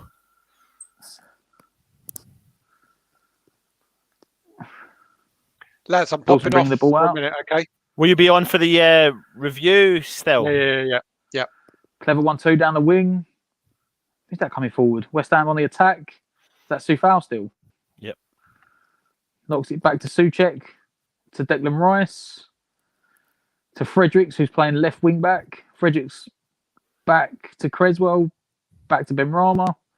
Shaping it up. Trying to find a way in. Look for some Paul. It's picked up Fredericks. It's 3! What's Billy Fredericks? I told you 3-0, Ant. I told you 3-0. Yes! Brilliant. Absolutely brilliant. Fredericks with a little cheeky finish on there on his right foot. Mate, he's picking up some confidence now, isn't he? Yeah. It was a little bit of play around with Ben Rama again. On the edge of the box. Describe that goal, mate, please. Cuts it back to Fredericks, just almost on the edge of the box, just on the left-hand side. Smashed it in the near post. Keeper won't be happy with that. It's low, hard, along the floor, through some bodies. Keeper got to do better there, but it's another assist for Ben Rama. It's another little defender chucking in with a goal again. Brilliant. Well done, West Ham. And full time, mate. Last kick of the game again. Yeah, absolutely. Right, Matt. Do you want to finish off loads of the comments, and then I'll come back in about 2 minutes and let you know when the show's coming on. Yep, we'll go. I don't know how far we're going to go up. I'll try and go up somewhere. We'll be back on. Frederick for the late goal. Yes. 3-0 goal difference +9. Yeah, the 3-0's big for the goal difference because that's the thing that's been letting us down so far this year. Benny assist again. Yeah, exactly. It's another assist for him. You know what? He hasn't got the goal, but he's picking up consistent assists now. Vegeta, fourth dream come true, mate. Fourth, we are at least for a couple of at least until the Chelsea game finishes. But they put Kepa in goal, so you never know. Newcastle could do something. Europe, here we come. I'd take top 6. I think we're grim for a shout of it. 42 points now is really, really good for where we are. Let's not kid ourselves. We'd have all taken that before the start of the season. Massive. No one would have said that. 23 games in, I'll be on 42 points. And again, it's been a good game, accomplished finish, and we played without a striker and scored 3 goals. Maybe Moyes is a tactical genius after all. Who knows? Play Fredericks up top. It was a good finish and a bit of movement. But Freddie, mate, he had that chance, didn't he, Soufal? He had the chance earlier in the game when he made that interception, and he just didn't look like he wanted to be there. He didn't look like he wanted to have a shot. This comment's so hard up there. I'm trying to get through it all. I said at the start I would have started him instead of Lanzini. I think he the way he carries the ball in the team gives us a lot more options. Sheffield United will want compensation because we scored 24 seconds over the 6 added minutes. Mate, to be fair, we had Nick on from the Sheffield United way on Saturday night, and he said they know they're down. They're just trying to hope to be the best of the worst. But we beat them 3-0. We played Fulham the other day and we drew 0-0. We were lucky to draw 0-0. If they'd had Madger in that game, they might have won it. I think they're going to struggle. They might be second best in front of Big Sam's West Brom, but they're going to struggle to get in front of Fulham right now. Great 3-0 plus 4th, and we don't have to expand the table to see West Ham. No, it's nice for once. Cheers, Scott. We are 4th. That's Sheffield United back in the Championship. As I just said, they've already accepted it. They're just hoping to be best to the rest. Jake 3-0. Luke 3-0 onto Spurs. Yeah, that's going to be the thing. We got confidence going into that game. I just hope that Moyes doesn't do his usual and put everyone behind the ball and we play awful again. Scott, you're going to frame the shirt. Fair enough. I mean, yeah, it's a signed West Ham shirt. Especially from this season, it definitely might be worth framing. You never know what we're going to do. You don't need strikers, just score goals. Apparently not. Apparently you don't need it. Apparently that's from going around that Golden said, don't get another cart horse like Haaland, get a golf bucky. I hope the guy's not that injured. It really, to me, it didn't look that innocuous, but he went off on a stretcher with a leg brace on. I hope he's not broke his leg. I hope it's just precaution. Fredericks is like a winger, has the pace and crossing is better. I've always said he's a better fullback than he is. He's a better wing back than he is fullback. He offers the pace. He always gets a couple of goals, doesn't he? To be fair, Fredericks. But that was actually that was a very composed finish for him. I didn't expect that sort of finish. Nathan, great to bounce back after the cup. Yeah. That's all we got now. As Noble said the other day, you've got to chuck it within the league and see how high we can finish. Fourth goal difference +9. That's a big thing for us. Reece, I'm getting a nosebleed again. Oh, sharp haircut. Oh, that's just. I got a friend at work. His missus does hairdressing, but he's not exactly a hairdresser, but he can use a pair of clippers. I normally get my hair short back and sides and a bit on top, but I just gave up waiting. I don't know when Boris is opening the barbers again. I gave up waiting. My hair was getting too long. Oh, we just chopped it off.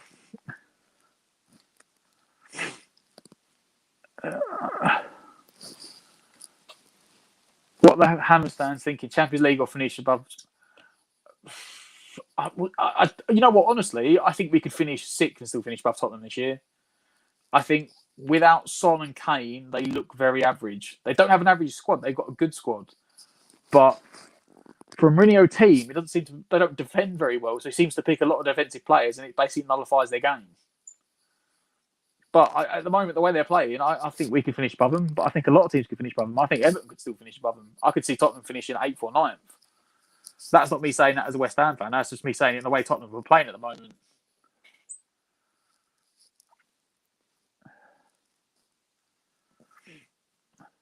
Fredericks can be converted into a striker. Even if we lose to Spurs, we can only go 6th.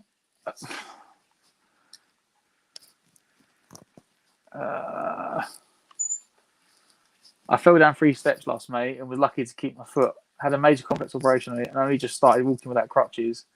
Innocuous injuries can be bad. Yeah, I had something like that, like a similar thing, but I went out for that long. But it could be he could have twisted, he could have ripped the ligaments in his ankle for all we know. It was a bad one. It was innocuous. So sometimes the innocuous ones are the worst ones. If we go any further north, we'll end up in Kilmarnock. Well, I'm sure Ant will be happy with that. I'm sure he won't mind being in Kilmarnock. Look, it's been a good result. It's good result and good performance. It was Moyes all over, isn't it? I mean, you know, we always say he has a one strange team he picks every 4, 5, 8, 7 games or something, and then he goes back to type and gets it right again. I still think we may have offered more if it hadn't been Lanzini and been Benrahma earlier, but he started Lanzini, gave him a chance. Noble came in. Noble came in, and Noble done what Noble coming to do. They brought on an extra tackle and went like 3 straight up front. Eamon, want to finish above Arsenal as well, but can't stand either of them. To be fair, mate, it's very plausible we could finish by both of them. And we'll deserve it as well. I mean, you know, Moyes has proved us wrong yet again, hasn't he? In his team selection, I'm kind of with you. I think we would have had more with Benrahma on at the start. It is a bit baffling. We won He's 3-0, given. so We have. That's why Moyes is the manager. And we sit here talking crap on YouTube. Well, let's get the criticism out of the way. Is the 3-0 anything to do with the Lanzini? No, not really. So he had a bit of impact in the first goal. Bit of impact. Did he make the tackle that led Lingard to nick the ball, and then that's about it? But yeah, on the whole, has Lanzini done enough for you to say, you know, he deserves to keep his place? I hate to be. I think Benrahma done more in 10 minutes. Yeah. Than Lanzini did in 67. Yeah, and I'd be inclined to agree with you. You know, and I know we've just won 3-0, and people are going to go, here we go, you're being negative. It's not about being negative. It's about, you know, sort of calling what Benrahma's done for the team over the past few weeks, and you can't on it. Well, you know, let's give Moyes credit where credit's due. We won credit to Moyes there is that old West Ham would have lost that game. Would have done. The way the first half went, when it was very much end to end, and they were getting chances, and some points we weren't able to keep the ball, we would have lost that game. Yeah. I'd be inclined to agree. Yeah. But you know, Sheffield Utd win so far this season, mate. They're bottom for a reason. And the thing is, right, I feel bad because when was the first game? How far back was the first game? Was it November? Yeah. And I remember me and Ant done the preview with Nick from Sheffield United Way, and I said at the time, look, you guys you're down there now, but you've got the players, you've got the manager, you'll get out of it. And it was 3 months ago. We come back 3 months later, and yes, they've gone from 1 point to 11 points. But lads, we're going live at 1:15. Just to let you know, live at 1:15. Yeah. Okay. But they don't like. I said, you'll get out of it. But that comment from David, they are the worst team. And Nick, when he come the previous Saturday night, said that I said to you, they accepted they're relegated. They just want to be the best of the worst. But I don't think they are at the moment. I think they're better than West Brom. But then West Brom got a point yesterday against Man United.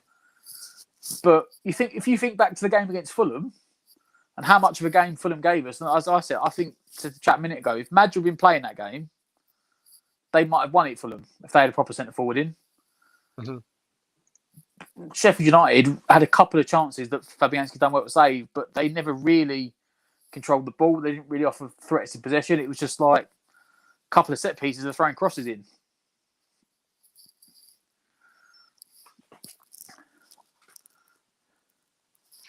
Sheffield United more desperate for the points to be well, so we sat back and picked them off.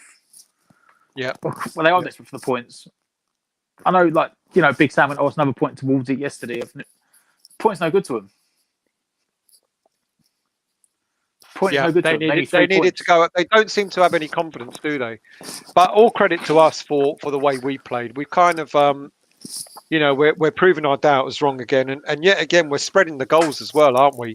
We've had I know we haven't got a striker on, but we've had a holding midfielder. Exactly, holding midfielder, a defender, 2 defenders, and a holding midfielder have scored today. So penalty, and then you've got Diop and Fredericks. Yeah, like you said before the game, we're spreading the goals about this year. Yeah, we are. And that's what seems to be, doing the business for us, doesn't it? Really. Yeah, Hardy, still, I feel you. Lansky didn't do much for me to have another start. Moyes done a good job with this team. Yeah. That's the thing for me, is I don't think he's done enough to start. That's what I'd say, is that he had 67 minutes and Benrahma had 10. And I think Benrahma did more in 10 than he did in 67. Yeah, more of an impact, shall I say. Yeah, I agree. It's unfortunate, we can only call it how we see it, but I don't think Lanzini's done enough. I think Diop has probably just about done enough to suggest that he grew into the game. He's earned another chance, I'd say. Yeah. Whereas wasn't entirely convinced, but he grew into the game, Diop. And I'm sure that goal will give him a lot more confidence.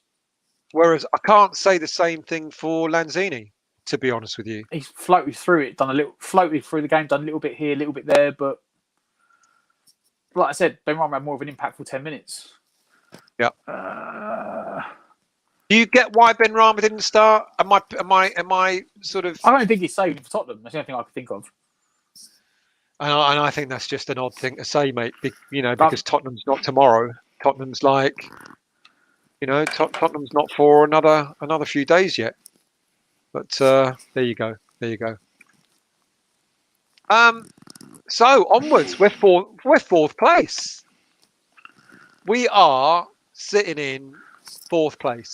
Well, does he? Oh dear, I'm baffled. We're still doing it. Different players, different system. Moisey is actually a Don. I'm not even shocked now. I'm just like, now as the season progresses, if we don't finish in the top 6, I'm going to be really, really upset. I could see I'm going to now see that as a failure, because I think the gap may start building soon, where like the top 10 start pulling away from the bottom 11. But I could see it possibly being the top 3 might pull away. Like Man United, Leicester, Man United slipping, Man United, Leicester and Man City. And then there's going to be about 4 or 5 teams battling for 4th, and it might just come down to a couple of points between them. Mm-hmm. Mm-hmm. But Dennis put work rate and super fitness levels.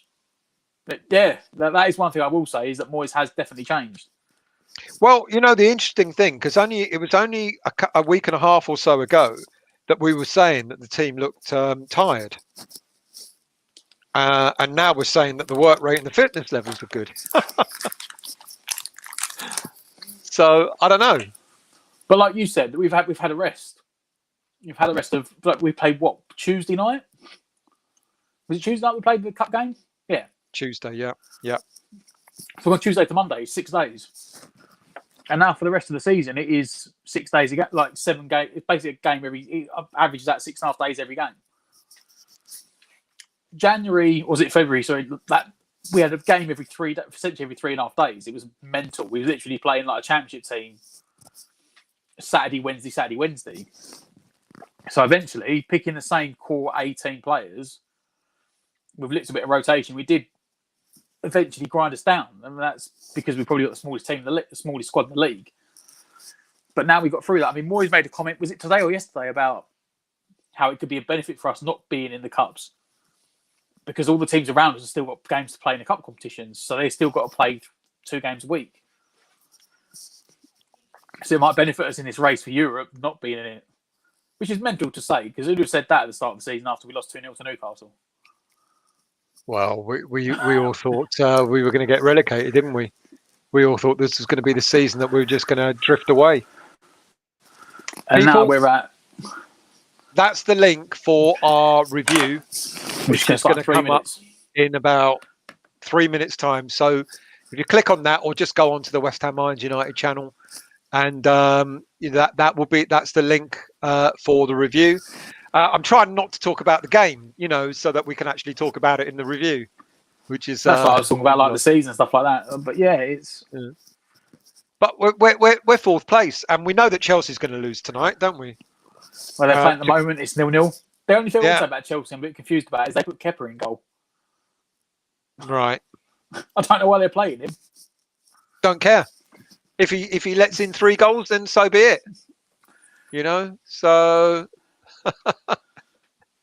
But because someone put the comment up that even if we lose to, I think he was on, that even if we lose to Spurs at the weekend, we can only drop as far as 6th.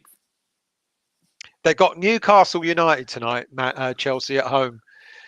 So you're looking for Newcastle to do you a favour, but we know that's not going to happen. Well, they've got no Callum Wilson, have they? That's the problem. They lost Callum Wilson for 2 months. But then we've lost Antonio, and we're doing all right. But Newcastle are not a West Ham, are they? No, not anymore. They try to be solid from the back, but they'll for nothing going forward. Newcastle, especially without Callum Wilson, which is strange because they've got some very good attacking players, but Bruce is a donkey like Allardyce. We've got to thank you all for entering the competition tonight, by the way, and well done to Scott for winning a signed shirt by all the this season's shirt. As much as by all the real shirt. Yeah, signed by Anton's kids and his extended family and everything. Thanks to our lovely partners at Umbro. And thanks to our lovely partners, that shop called M&M, which sells fake West Ham shirts. No, but on a serious note, it is an authentic shirt, but not authentic signatures, Scott. But you don't mind that, do you? Right. Everyone head over. I'm only kidding. And look out for more competitions. Tell your friends. Don't switch over channels. Stay with us because we've got competitions and prizes galore to give away. Apparently. Right. Apparently. Yeah. Yep. Right. We're jumping over. The link is there. Do come and join us for a proper review because we've just been wasting time waffling just to get us there. So come and join us and see you in a minute.